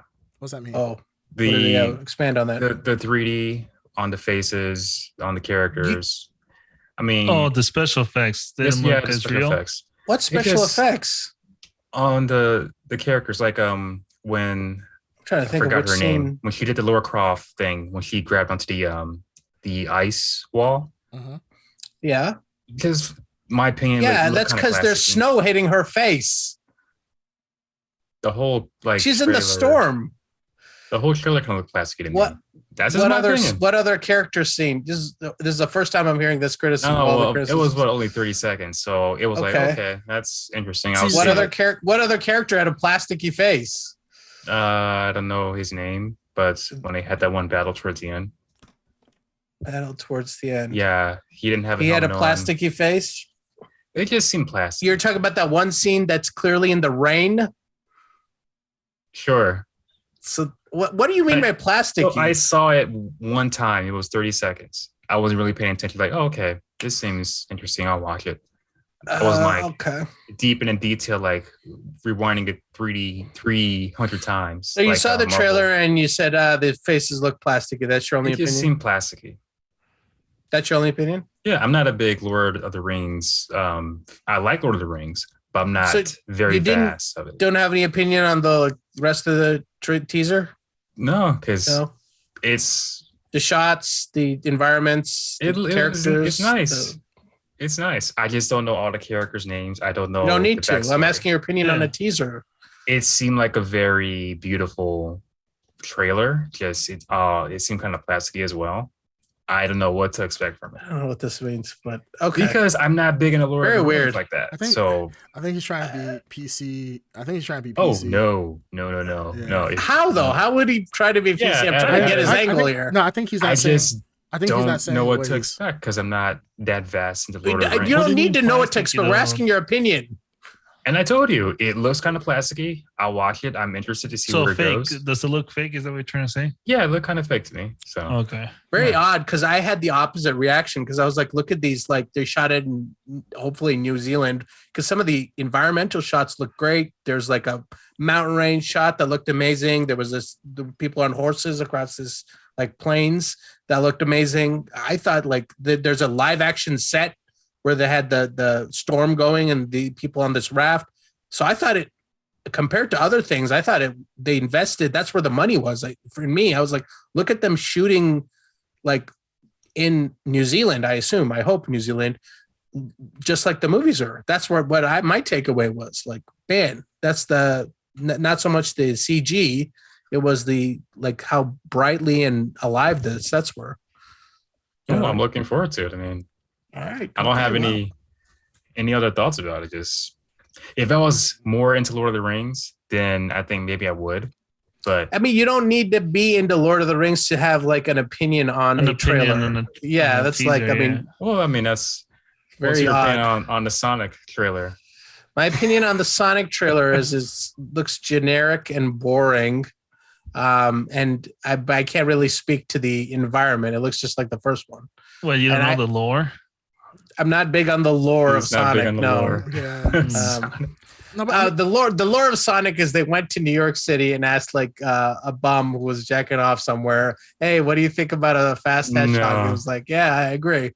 And that's the lore. That's how Sonic came to be. A quarter. Okay, well, so Ed, let me ask you a question then. Yeah. I mean, based on the topics that we brought up, with people being upset about black characters being included into the Lord of the Rings, how do you feel about that? I feel if it messes with the story, then I'm not feeling it. I hope that the story is more important than someone someone's race and or sex orientation.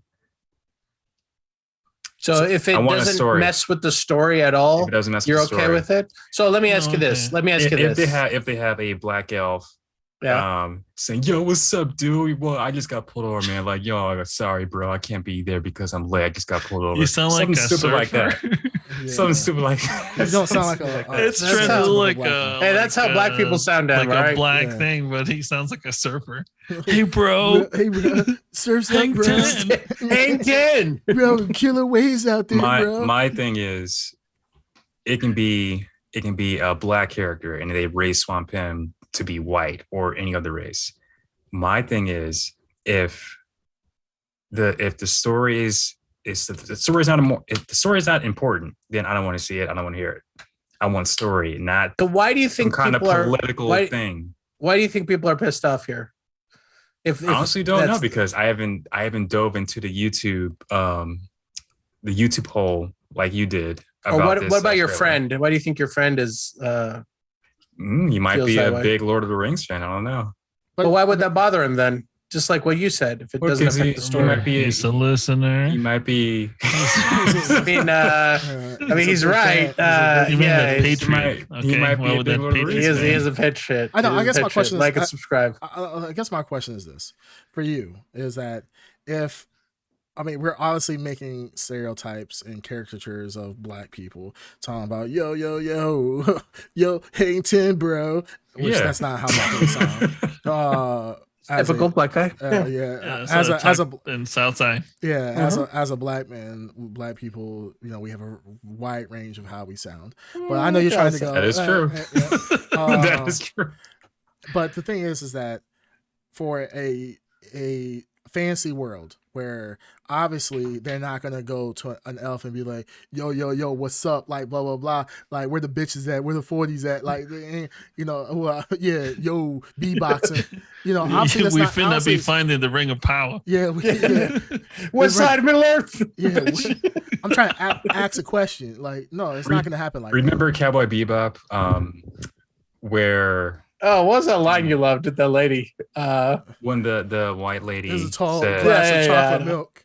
Yes, some chocolate milk and black milk joke. Yeah, God, the black milk joke. Yeah, like come on, really. But the thing is, they race swapped Jet to be a black man, and people was great. He was the best. He's good. He was a good fit for that character. At the same time, you're writing this garbage that like come on.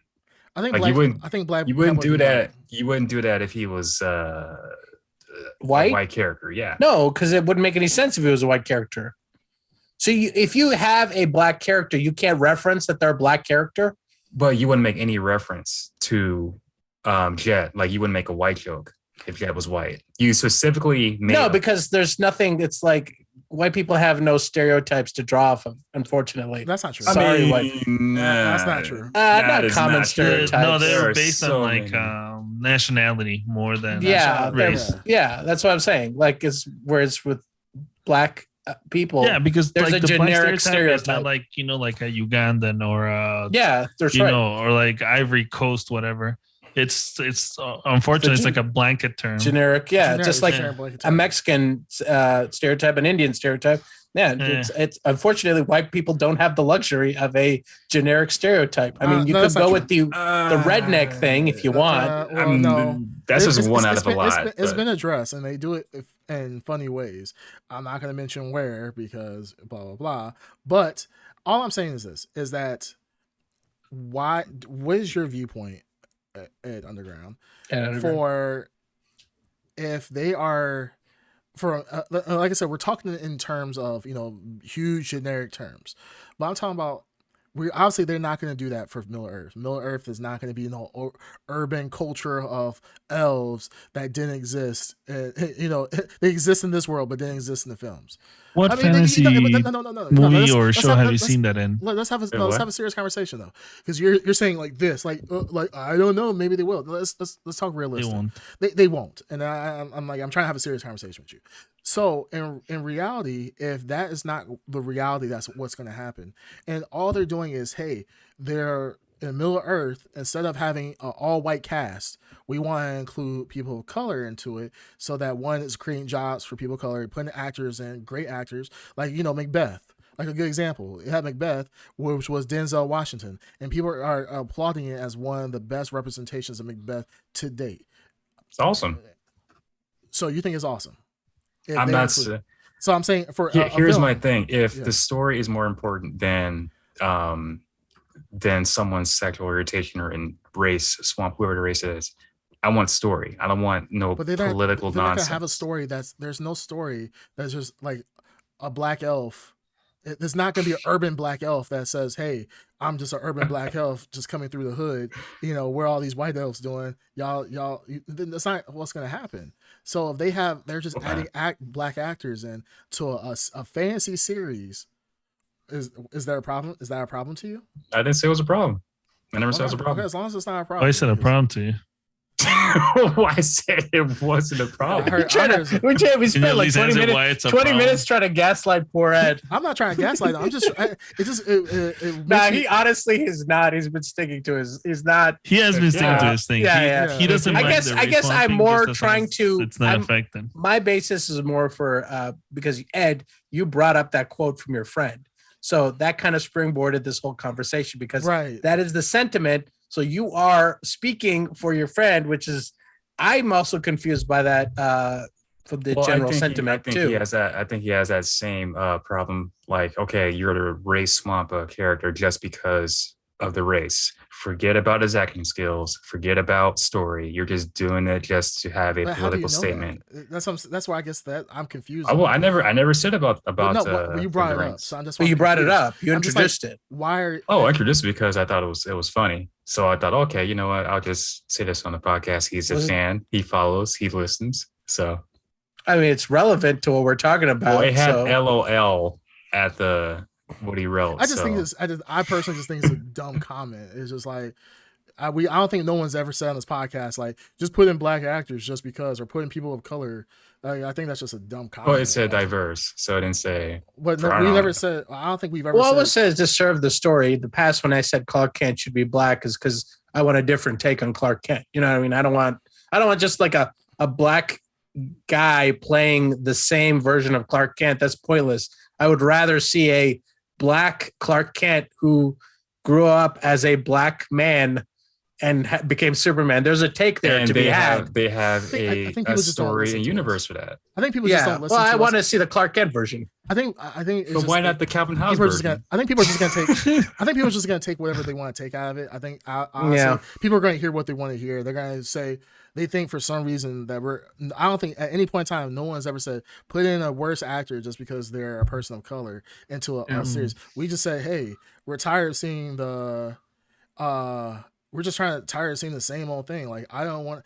We've heard the origin story of Superman 1,000 times. He's from Kansas. He's just a cornbread farmer, and then he grows up and goes into the big city as a news reporter. Let's do something different. Like these stories don't have to necessarily be the same thing every single time. But I think as I was saying, like people just take what they want to hear and then be like, "Oh, we just want diverse cast." Like, no, we want something different so that it's actually a good story, not just. Imagine how, like, the other thing I was thinking of was the people who made this TV show, this Lord of the Rings TV show.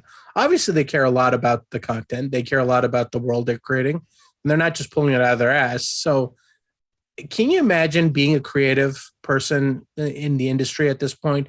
How hard it is to just jump into Star Wars or Lord of the Rings and not get your head torn off for making a mistake or, God forbid, trying to be creative or doing something different. I feel sorry for all these people. So if we get generic, we were just talking about rebooting Transformers and all this other stuff. There's nothing original. There's nothing original because we don't allow it. We're not welcoming to new ideas or the Rey Skywalkers or all these ideas that come out and they take up, they're bad, but we immediately tear people's heads off. No, I disagree on that. I think which part do you disagree on?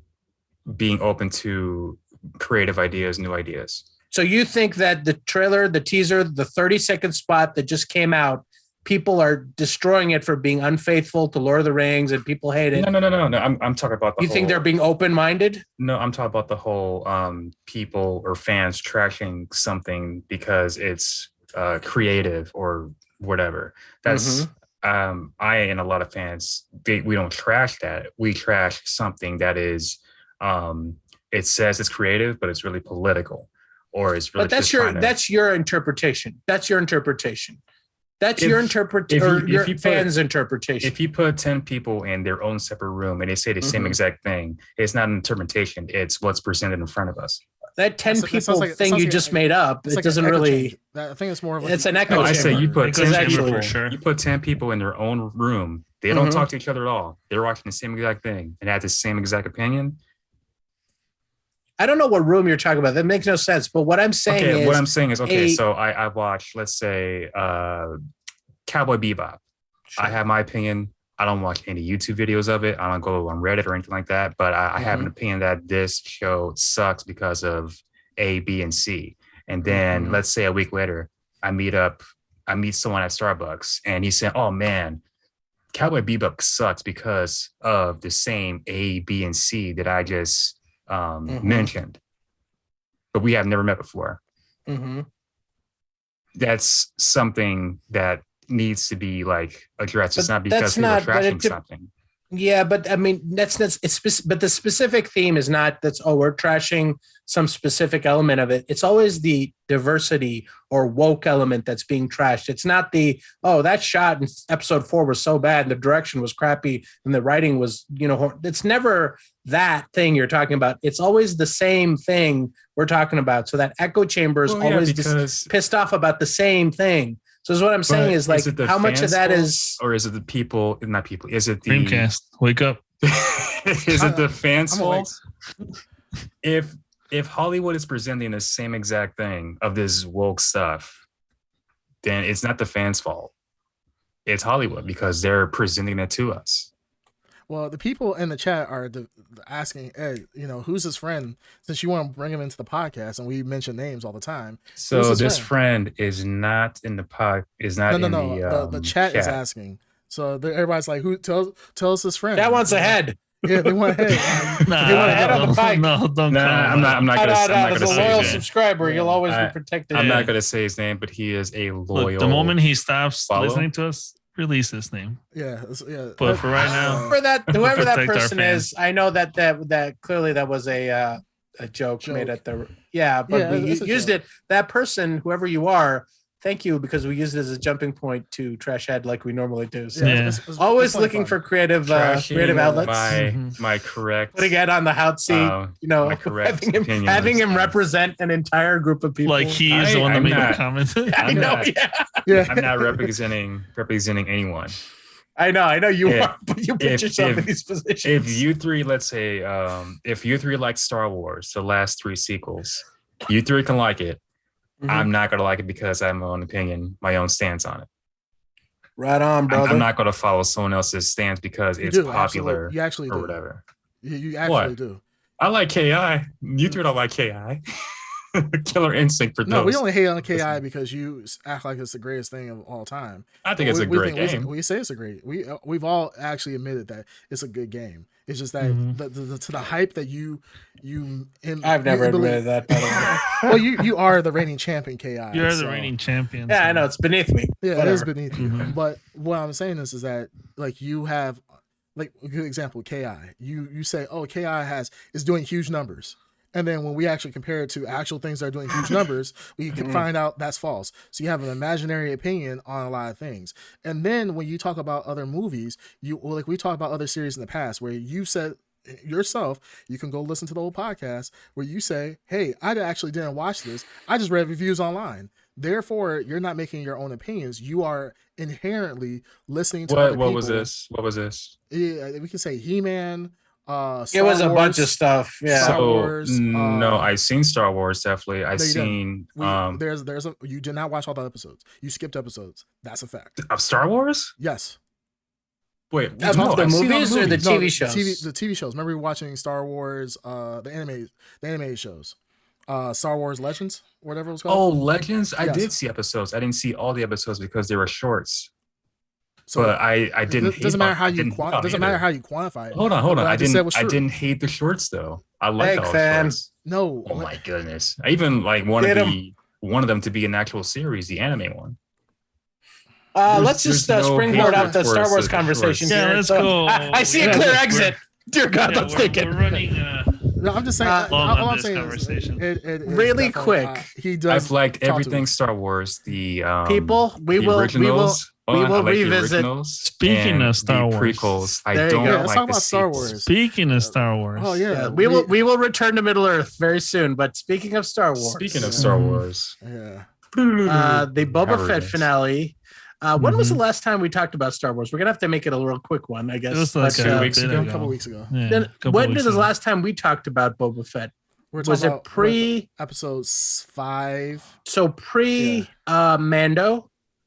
I think it was the first episode. No, it was first episode of Mando. Okay, what so we talked about. Yeah, so I think our sentiment so far with, I guess I'll talk from my own opinion. Boba Fett's been a big snooze fest.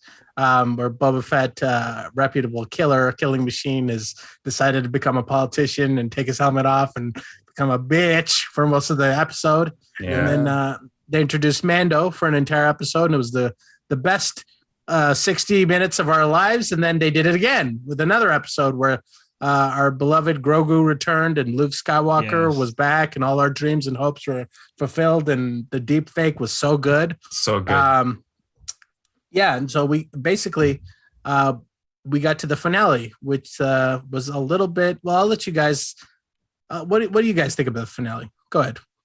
I didn't hate it, but I didn't fully love it either. I think it was good. Is that your opinion? Is that your opinion, or did you read that online somewhere? Is that your opinion? It's always my opinion. Okay, I felt like you so descriptive. Tomatoes. Yeah. Green Tuner, you hated it? I hated it. Really? It was so stupid. It was so directed by Robert Rodriguez, by the way. Yeah, I can see that. Yeah, he loves those hipster bikers. He loves them. Oh, the Power Rangers. Yeah, I bet he does. Yeah, they're like a Robert Rodriguez creation. Speaking about those hipster bikers, that spin move that the one guy does, like so cool though. Oh my god! No, it's so why you guys are haters. You like the spin. I know you're trolling. You I hope you're trolling. I really hope you're trolling. I know he is. That spin had a purpose. All right, that spin had a purpose. It was a good spin, actually. It threw them off because they were like, "Oh, he's turning around." No, he isn't. And they were dead. They thought they had an easy target, and then he surprised he missed every bullet. Yeah. So briefly it was like, "Oh, look at that! It's a cool move that guy just did." It was pretty awesome. I mean, I'm not gonna lie. I thought it was probably one of the coolest moves I've seen in Star Wars. It wasn't not single wasted movement in that whole spin move. So I thought it was great. I thought it was definitely not. Talking about the finale or the spin move? What are you talking about? I'm talking about both. The gun kata. Oh right, yeah, it was gun kata, baby. Yeah, get that spin move at equilibrium there. Equilibrium right there. Yeah, he knew the trajectory of the bullets. Deep cut from Rodriguez. Yeah, I love the gun fu. The gun fu was awesome. No, it was the finale sucked. It was absolutely dog shit. Oh my god! I thought that was. It even made Mando look bad. Yeah, Mando. It dragged he was Mando so down. Clumsy and everything. I'm like, what's going on? You know what? You know what I hate most about it? That was the Mando Grogu reunion. They wasted that moment. Yeah. In this, they could have had a season. They could have had season 3 episode in the very first episode, and it'd been like, "Oh my goodness, we're about to kick some shit off." Mando and Grogu back together again. I mean, so right out the get go, this going to the story of the finale. Right off the get go, what was their plan? I don't understand. I'm like watching this, this whole these what's the bad guys called? I don't know. Ceruleans. I forgot their name. The fish people. The fish people were they're landing like troops left and right, and they're taking over the city. Boba Fett's got Mando. He's got the assassin, the chick. Yeah. He's got the Fennec, and he's got and he's got Fennec. Yes, Fennec, and he's got the 4 bikers. Yeah. Yeah, and what is the plan? what is the plan here? And There's then no plan. There's no plan. And then halfway through, when like everything goes to shit, and I'm like going like, all right, Boba Fett, what is the plan? And he's like, oh, well, we're gonna have to fight our way out of here. Like, what was the plan to begin with? That was the worst part was he flew off. He was like, he just told Mando, hey, I'll be back. I'll be back. Like it's almost like it was like a GTF, like a GTFO moment. Yeah. I'll be back. Gotta go, and just flew off. And I'm actually happy for the first part that they actually used their jetpacks, because how you have Boba Fett throughout the entire not using series, his jetpack, not using his jetpack one fucking time. Now he's using a jetpack, and it looks so stupid. And then he flies off, and I knew exactly what was about to happen. I'm like, I knew too, because they're like, I could have written this myself. It was bad writing, because they're like, they've introduced every character they've set up. And I was like, he's like, I'll be right back. And I was like, all they didn't do is like, I gotta go meet my friend. Wink, wink, wink. I was like, well, who haven't they introduced yet? Oh wait. Like Machete hasn't shown up yet. And I was like, or Danny Trejo might show up, or the Rancor. And of course he shows up. What if he would have showed up with his chest open? You see the machetes, and he just starts like just ripping them apart. That would have been hilarious. Yeah. But yeah, I mean, we knew he was going to get the Rancor. The Rancor comes around, and it's just like granted, this is one of the first scenes that we've actually seen Rancor as prominent as we have. And I'm not gonna lie, it kind of broke my heart, because Rancor has always been built up to be this this monstrosity, and then here's this little puss ass Rancor, beating up the droids shooting the shit out of his ass. Man, Boba Fett's on top, not even doing shit. He's just riding around. He isn't doing anything. I'm like, dude, why don't you get up? Like, let the Rancor loose. Like, let him go destroy these damn droids. Mm-hmm. Well, we saw what happened though. I mean, he destroyed. Was that sort of like a callback to his initial appearance where he was riding the dinosaur? I think so. You think? Oh yeah, so. Is that why they showed him riding the Rancor? The Rancor destroyed more of the city than those droids did. The droids were so stupid. That's true. The droids were so stupid, because it's like at one point these droids are fast. And I like the idea of the droids, because they're a modern take on the droidekas from the prequel, the rolling ones. Yeah. So I did like that it showed the technological advance in those battle droids. I don't think we've ever seen that. Weren't they faster though? They rolled. Yeah. Yeah, but these ones look way more advanced technology than the previous ones. So I like the idea that the battle droids, some form of it, still exists in the modern Star Wars era. They didn't upgrade the AI though. AI is dumb as hell. They stormtrooper level missing. I'm like, I don't know if you got like damn cannons and rockets and lasers and shit, and somehow the damn you couldn't take out a bunch of village people. Yeah, like the mods. But that's exactly what I was thinking when it was like Mando and Boba. They were getting shot at, and conveniently only in the protected areas. Exactly. Nobody got shot in the arm, in an armpit, in the side. Chrysanthemum. What's that damn thing is called? Chrysanthemum. Chrysanthemum. He has no armor on whatsoever, and this motherfucker's just walking around with a bare ass Wookiee, no draws on, not getting shot. I mean, I think he did shot also one time, but take cover. Yeah, like take fucking cover. But the thing is, their whole idea is going on top of a building, and they just start shooting the droid. Like, now we couldn't hit him from the front, but maybe the shield's different in the top. You gotta work out high ground. I'm just like, what the hell is this shit? Like, we went from Mando, 2 great episodes with Mando. I mean, where he's visiting Luke, Luke is turning Grogu into his Padawan, and it's just like, oh my goodness, this is great. There's no action going on, but this is just great. And then you go back to Boba Fett, and I'm like, how do you take one of the most badass, elusive characters in the entire Star Wars series and make him to the dumpster fired piece of shit? He's incompetent. Yeah, he's incompetent. This is what I'm saying. Incompetent. Like, this is a problem. If the plan made sense. Right. I would have been like, okay, at least the plan makes sense. He literally took the 2 Gamorrean guards, were literally holding down, I think, the whole like outpost or one giant section of an entire city. Yeah. Like, what do you think is going to happen? He's counting on a bunch of people from the town possibly showing up, and he recruited Mando. Yeah. What is the plan here? You think he would hire at least a private army or something to put up a fight? He's like, makes no sense. The credits are not the problem. It's just the manpower. We need some assassins. We need some whatever he said. And it's like, dude, Krez not the problem. Muscle. Yeah, we just need the muscle. Like, then get some damn muscle. Don't you literally recruited one guy, and then Mando actually brought more people to the fight than Boba did. Like, dude, this is your fucking city. Boba did nothing. Well, I don't even understand what kind of a leader he is. Well, no, he was supposed to bring in the town. The town turned their back on him against him. Yeah, which really was like Boba Fett.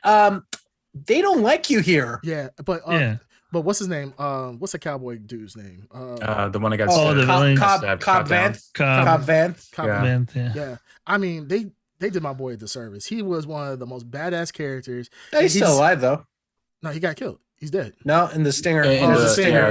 Yeah, he's in the He's in the back to tank. Yeah. Wait. I know I saw the light was blinking, but wait, he's actually still alive? He's in the back to tank. Yeah. He's in the back to tank, and there's a guy with dreads. After credits. After credits. Maybe I want to turn it off so quick. I didn't watch the after credits. I just turned it off. Yeah. So he's alive. That's a good thing. He's going to be like a cyborg type thing, like the girl assassin. Yeah. Oh, okay. Yeah. Adding cybernetics to him, I think. Yeah. That's so stupid. It's just. I know, it's stupid. That whole element of these cyber people. It is such a weird, out of left field element that makes no sense in Star Wars. I mean, it makes sense in science fiction, but in Star Wars, it's cyberpunk. But it makes sense like that. Those characters fit in Coruscant, in a different world. In Coruscant, sure. In Coruscant, those characters fit. They're tech hipsters, and they're running around, and they're like in a major city, not in like rural Tatooine. No, I don't think it makes no sense. I don't think they fit in Star Wars at all. They fit in Star Wars. They fit in Star Wars. Just not in that. In Coruscant, we'll look at the prequels are full of all kinds of stupid characters. There's like a diner scene that makes no sense in episode 2. About. Yeah, so there's all kinds of shit in there that makes no sense. They were like, it's just George Lucas creating a world. But in Tatooine, none of them make sense in Tatooine. They walked out of the Apple store. They're completely clean. Exactly. That's why I'm saying they don't fit in Star Wars. If anything, they fit more in Cyberpunk 2077 than they do in Star Wars. I agree with both. I agree with both of you guys. I think they don't belong. I agree with Ed with the saying that they don't belong, but I don't believe they belong in Tatooine. I believe specifically Tatooine. Yeah, in Tatooine, absolutely not. Tatooine is a rural sand-filled, not technologically advanced area where people are just like, hey, what do you feel like doing on a Monday? I don't know. They're like farmers and shit. Yeah, like I want they literally have to pay for water. Water is a luxury.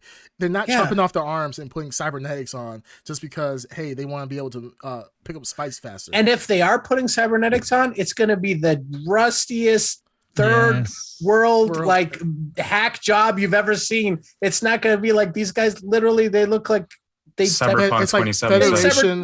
Cyberpunk. They look first generation Federation. In Star Wars Episode 2, where Anakin and Obi-Wan go to this nightclub after. You know what I mean? They look like extras from the nightclub.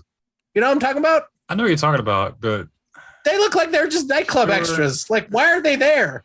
Anyway, they don't fit at all. They don't fit in Tatooine. They don't fit in Tatooine whatsoever. They looked out of place from the beginning. I feel like they just added them in like, hey, we need to throw in some characters that are different so that the audience teenagers of attitude. That's what they wanted to do. Well, yeah, they were just like, we want to add people in that are different from regular Tatooine. Am I wrong? Residents, and we wanted to put people. You're not wrong. It's just old. Yeah, I mean, it's just they want to put memorable people in that somehow you could differentiate them from other residents of Tatooine. That's really but so it's so crazy. Bad. Like in Mandalorian, also based in Tatooine, introduced Cobb Vanth, introduced that old alien farmer guy who helps him in the beginning, introduced memorable characters who organically fit into Tatooine. And then you have this series, which introduces characters. We're really going after these biker kids because that's how they stuck out like a sore thumb. And every time they were in the episode, there was one part when the girl and the guy were trying to do this like kamikaze move, and I was cheering for the the bad guys, like kill him, you got him, he's right there, kill him, and then somebody saves him. I'm like, come on. I'm not gonna lie, you I almost hope had it. I want everybody to die. I wanted him to die, except for Boba. I want Boba, Mando, obviously, and Grogu to live, but I want everybody else to die. I want this to be a bloodbath, and then I like the what's her name, Fennec school character. Fennec's cool. I mean, I like how she assassinated everybody at the end. Everybody in that room. Yeah, she killed her. Yeah, but it was kind of stupid though, because everybody's getting killed, and then there's that one guy at the very end. He's like, where is she at? I'm looking up in the and also where in the world is some crime boss, like a powerful crime boss, holding out in a 1-by-1 room with no protection or security? Yeah, like 2 guards at the door. This whole thing makes no sense. Maybe that's why Boba Fett thought he could get away with it, but it just, the whole plan made no sense at all. Well, what we were talking about before with Disney and Marvel, we were talking about the fact that they have the room to create different series without a lot of hiccups and this, that, and the other. Boba Fett is what we fear. What will happen if they continue to churn out seasons of stuff and it just turns out to complete bullshit? I hope the book of Boba Fett, I hope this is the last of Boba Fett. The last chapter. This is the problem when you don't have a character that's fleshed out like this. Boba Fett has less than, in every appearance before Book of Boba Fett, like 5 minutes of dialogue. And he exists more in the expanded universe than he does in the canon universe. Right. What I'm saying is that ultimately, he barely talks. Yeah. He barely shows up. And that's the thing that makes him elusive. He's an elusive guy that had this mysterious, enigma, this mysteriousness about him. And now when you actually get to see him, I'm like, you literally have destroyed a character full of mystery within a 7-episode series that has been probably one of the most badass bounty hunters. Like, if you think of Star Wars, Boba Fett was one of the first names to come up. You have the Luke, of course, the Princess Leia. You have the Han Solo, Darth Vader. But Boba has exponentially less screen time than all of them. But he was still a main character that people knew. But so much missed opportunity. Yeah, they fucked up. Much. Well, guys, we said from the beginning that Boba Fett feels like the scraps of the Mandalorian, and it's very true that is what we're looking at. There's literally sets, budgets, and like extra pieces that were left on the ground. They slapped it together, and that's Book of Boba Fett. I hope some duct tape on it. Yeah, I hope this is the last. I hope this is the last we see of Book of Boba Fett. But I think that we'll see it again. We'll see another season. We'll see him. I don't think we'll see him in another season. I hope not. I think he's gonna show up in Mando now. I don't mind him in Mando. Yeah, he'll show up in Mando. But the thing is, that's hopefully what will happen is that the production quality in Mando will carry over to Book of Boba or to Boba. No, it didn't happen the first time. Well, no. Right. The thing is, we had Boba and Mando came into Boba. Now, hopefully, Boba. We're going to Mando. Now we got Hobo going into Mando. So that sounds weird. Hobo going into Mando. Into Mando. No, we have a Hobo and Mando and a Bobo. And it's the whole thing. But the cool thing is that we have a lot of things set up for Mando. We have obviously Grogu and Mando together. It's also such a wasted. Also, can we talk about that? Like, I mean, I feel like the Grogu Mando reunion, in my opinion, that was way too soon. I didn't want them to get back together right away. I wanted them to milk that. Yeah. I wanted to go back and forth with Grogu and Luke and then Mando for a couple episodes of season 3, lead up to something big and a culmination. That's what I was expecting. This huge decision was lost in Boba Fett, and we didn't really get, time with Grogu and what, how he came to that. And it's very sweet, but it just feels like a lost opportunity. It is a lost opportunity. I wasn't expecting the reunion to happen in the Book of Boba Fett. I was expecting Mando and Grogu to have their reunion in The Mandalorian. Yeah, I agree. Not the Book of Boba Fett. I think it would have been bigger if it was in The Mandalorian. Yeah. So I think they really dropped the ball on that one. I think it was cute when Grogu force jumped into Mando's arms, and that was pretty cool. But just the whole surrounding of it was kind of wasted. I think even with Ahsoka's character, that was kind of stupid. I mean, she was just kind of in there. I feel like they just threw her in there just to throw her in there. And the interaction that she had with Mando. Oh, I thought she was. That was one of my highlights. No. I like it. I thought that she is great. I think she's a highlight. But the thing is, it's like stop throwing characters in just to throw them in. Like, make it more meaningful. Let's actually have the story progress in a meaningful way. I feel like it was just rushed with the whole. Like, it was rushed, but the weight of that moment that she and Luke have interacted is a big deal. It is a big deal. It's a very big deal. Yes, and I hope that I know she's getting her own spinoff series. And I know that Mando, obviously going to season 3. I want Mando to redeem himself, go into the mines, and be able to cleanse himself and blah blah blah, become back into the fold of a Mandalorian. As you know, he got kicked out. The Darksaber, I feel like they threw it around. So cool. It's cool. Threw it around. I really hope that in season 3 they start really fleshing that out a lot more. The combat scene for the Darksaber, absolutely awesome.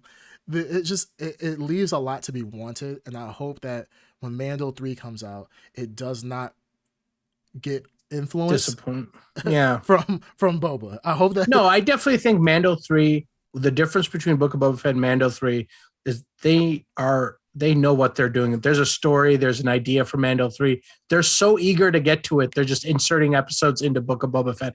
That's how much creative energy is clearly visible to me and evident for the Mando storyline, that they just lost focus of Book of Boba Fett halfway through and just decided to do their own thing. Really quick, I wanted to ask you guys, because I think it's becoming a reality with the deep fake of Luke.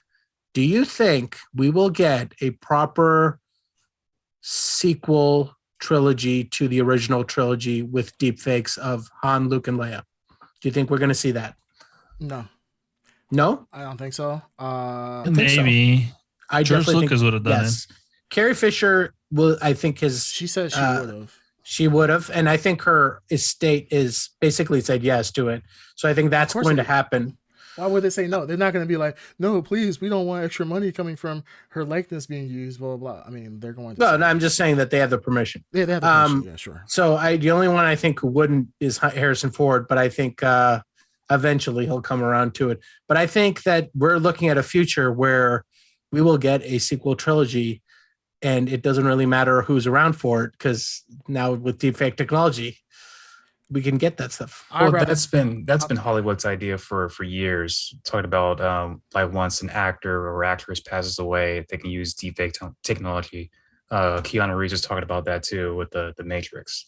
Like, wouldn't it be cool, man, if we had like deepfake technology? Like, whoa, it'd be so awesome. That was probably a bad impersonation of Keanu Reeves, but no, it was great. It was so good. Awesome. It was just like your Joker, man. That was real good. So good. Very good. So good. But no, yeah. I don't want that personally. I rather them get. I know you don't want it. I don't want it either. That's what happened. No, but I think that's where we're going. We might be going there. I want them to get actors that look like them, like Sebastian Stan. No way. I don't want that either. Why you don't want? He looks. If you're gonna basically have some guy playing Luke, just deep fake his face. No. I don't want him to say, "Oh, I'm Luke," and just the Solo movie. Like, remember the Solo movie came out? Yeah. There's a deep fake. Someone took scenes from the Solo movie and deep faked Harrison Ford on there. Yeah. I would have loved that movie if they just that was the whole guy movie. Who's so the guy that is doing a deep fakes now, that we saw. He is a former YouTuber. So this YouTuber did 50 million times better than Star Wars themselves, than Disney themselves. So Disney hired the YouTuber to do the deep fake of Boba Fett, which was great. And I am for Sebastian playing Luke, but I would like to see a combination of him and like a deep fake. Yeah. What's the point? What's the point? Yeah. What's the point? I think it'd be more realistic. How would it be more realistic if you got? Because all you gotta do is like the guy do this, do that, boom, or something. I see what he's saying. Is it's more so Sebastian Stan already looks like Mark Hamill back when he was young. Yeah, if you put on a layer of deepfake, not fully, but if you give him a certain makeover, some CGI, you can make him look more realistic, more like or you can get the deepfake to make it look 100% like Luke, and they just did it. But then this episode, I thought that was Mark Hamill. There's no way you thought that was Mark Hamill. No. No, I didn't. Obviously, I know it's not Mark Hamill. Don't say it's obvious. You just said it. You said, I thought that was Mark Hamill. Yeah, your brain, it tricks you to thinking that, man, that looks like Mark Hamill circa 1980. Yeah, no, I mean, I think you don't think the deepfake was good? I'm saying it's good. That saying it's great. Yeah. But I don't think, I didn't say, oh, that looks, or I can't tell if this is real or not. I knew it was fake. I know it's not Mark Hamill. Obviously, everyone knows it's fake. What I'm saying is it's well enough where it looks authentic. Remember when we said that we were going to replace your. Nah, don't acknowledge it. Okay. Don't acknowledge it. That's fine. Remember when everything's good at back. I'm back. We still can't hear you. Yes, you can. Yes, you can. Remember when you said we were going to have a deep fake of the underground? We're going to put a plank of wood and just like Ed and Eddie. And that makes no sense. That's a deep fake, and nobody would know the difference. That makes no sense. No. Hey, we hate race swamping and blah blah blah. That makes no sense because it wouldn't. Quiet down, Ed. Like me at all. You have to get like Keanu Reeves or Batman to do a deep fake of me. Race swamping. There's no black. Phil Lamar. Hey, as long as he plays the part, he's good. All right. Well, I definitely think that Disney's stepping into preparing us for that. That's what the people want. The reaction from the fandom is that they're gaga for Luke. They want all these things. I think they want this sequel trilogy, and I think it's going to work. Well, no, they want Luke because the Luke that we saw in the sequels sucked.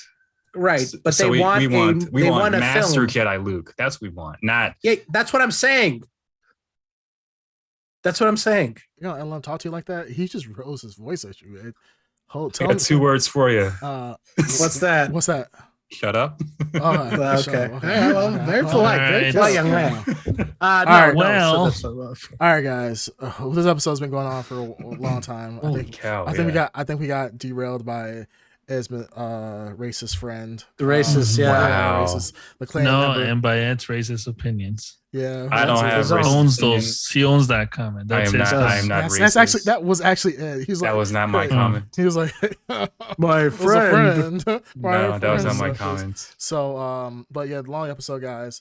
Once again, you know, this is the Blrd podcast, guys, and we always have crazy opinions about everything, but you know, as all said, we all know Ed is not the brightest out of the 4 of us, so I'm the bright light in this mixture of blurriness of the blurredness. So we forgive Ed for having dumb opinions, but other than that, been a great episode, guys. Ed, you want to go ahead and take us out, man? All right, ladies and gentlemen, those do it in Joker voice. What? Do it in the Joker voice. Do it in the Joker voice. Yeah. Here we go. See, now I'm going to mess it up. There's no way to mess it up. Just do it. There's literally nobody here except for us. So let's go ahead and do it. Well, ladies and gentlemen, the Blrd podcast, I'm glad you're here. Unfortunately, we have to go. All right, guys, this has been the last episode. All right. That has been episode 36 of the Blrd podcast. You can find us on all major platforms and live on twitch.tv/Blrd podcast. Blur you later. Blur you later. Blur you later. Poor Green Tuner. Blur you later. He was so all right, go to bed, Green Tuner. Go to bed. Go to bed. All right, guys, we're out. I got to be up 2 in the morning, so. Blur you later.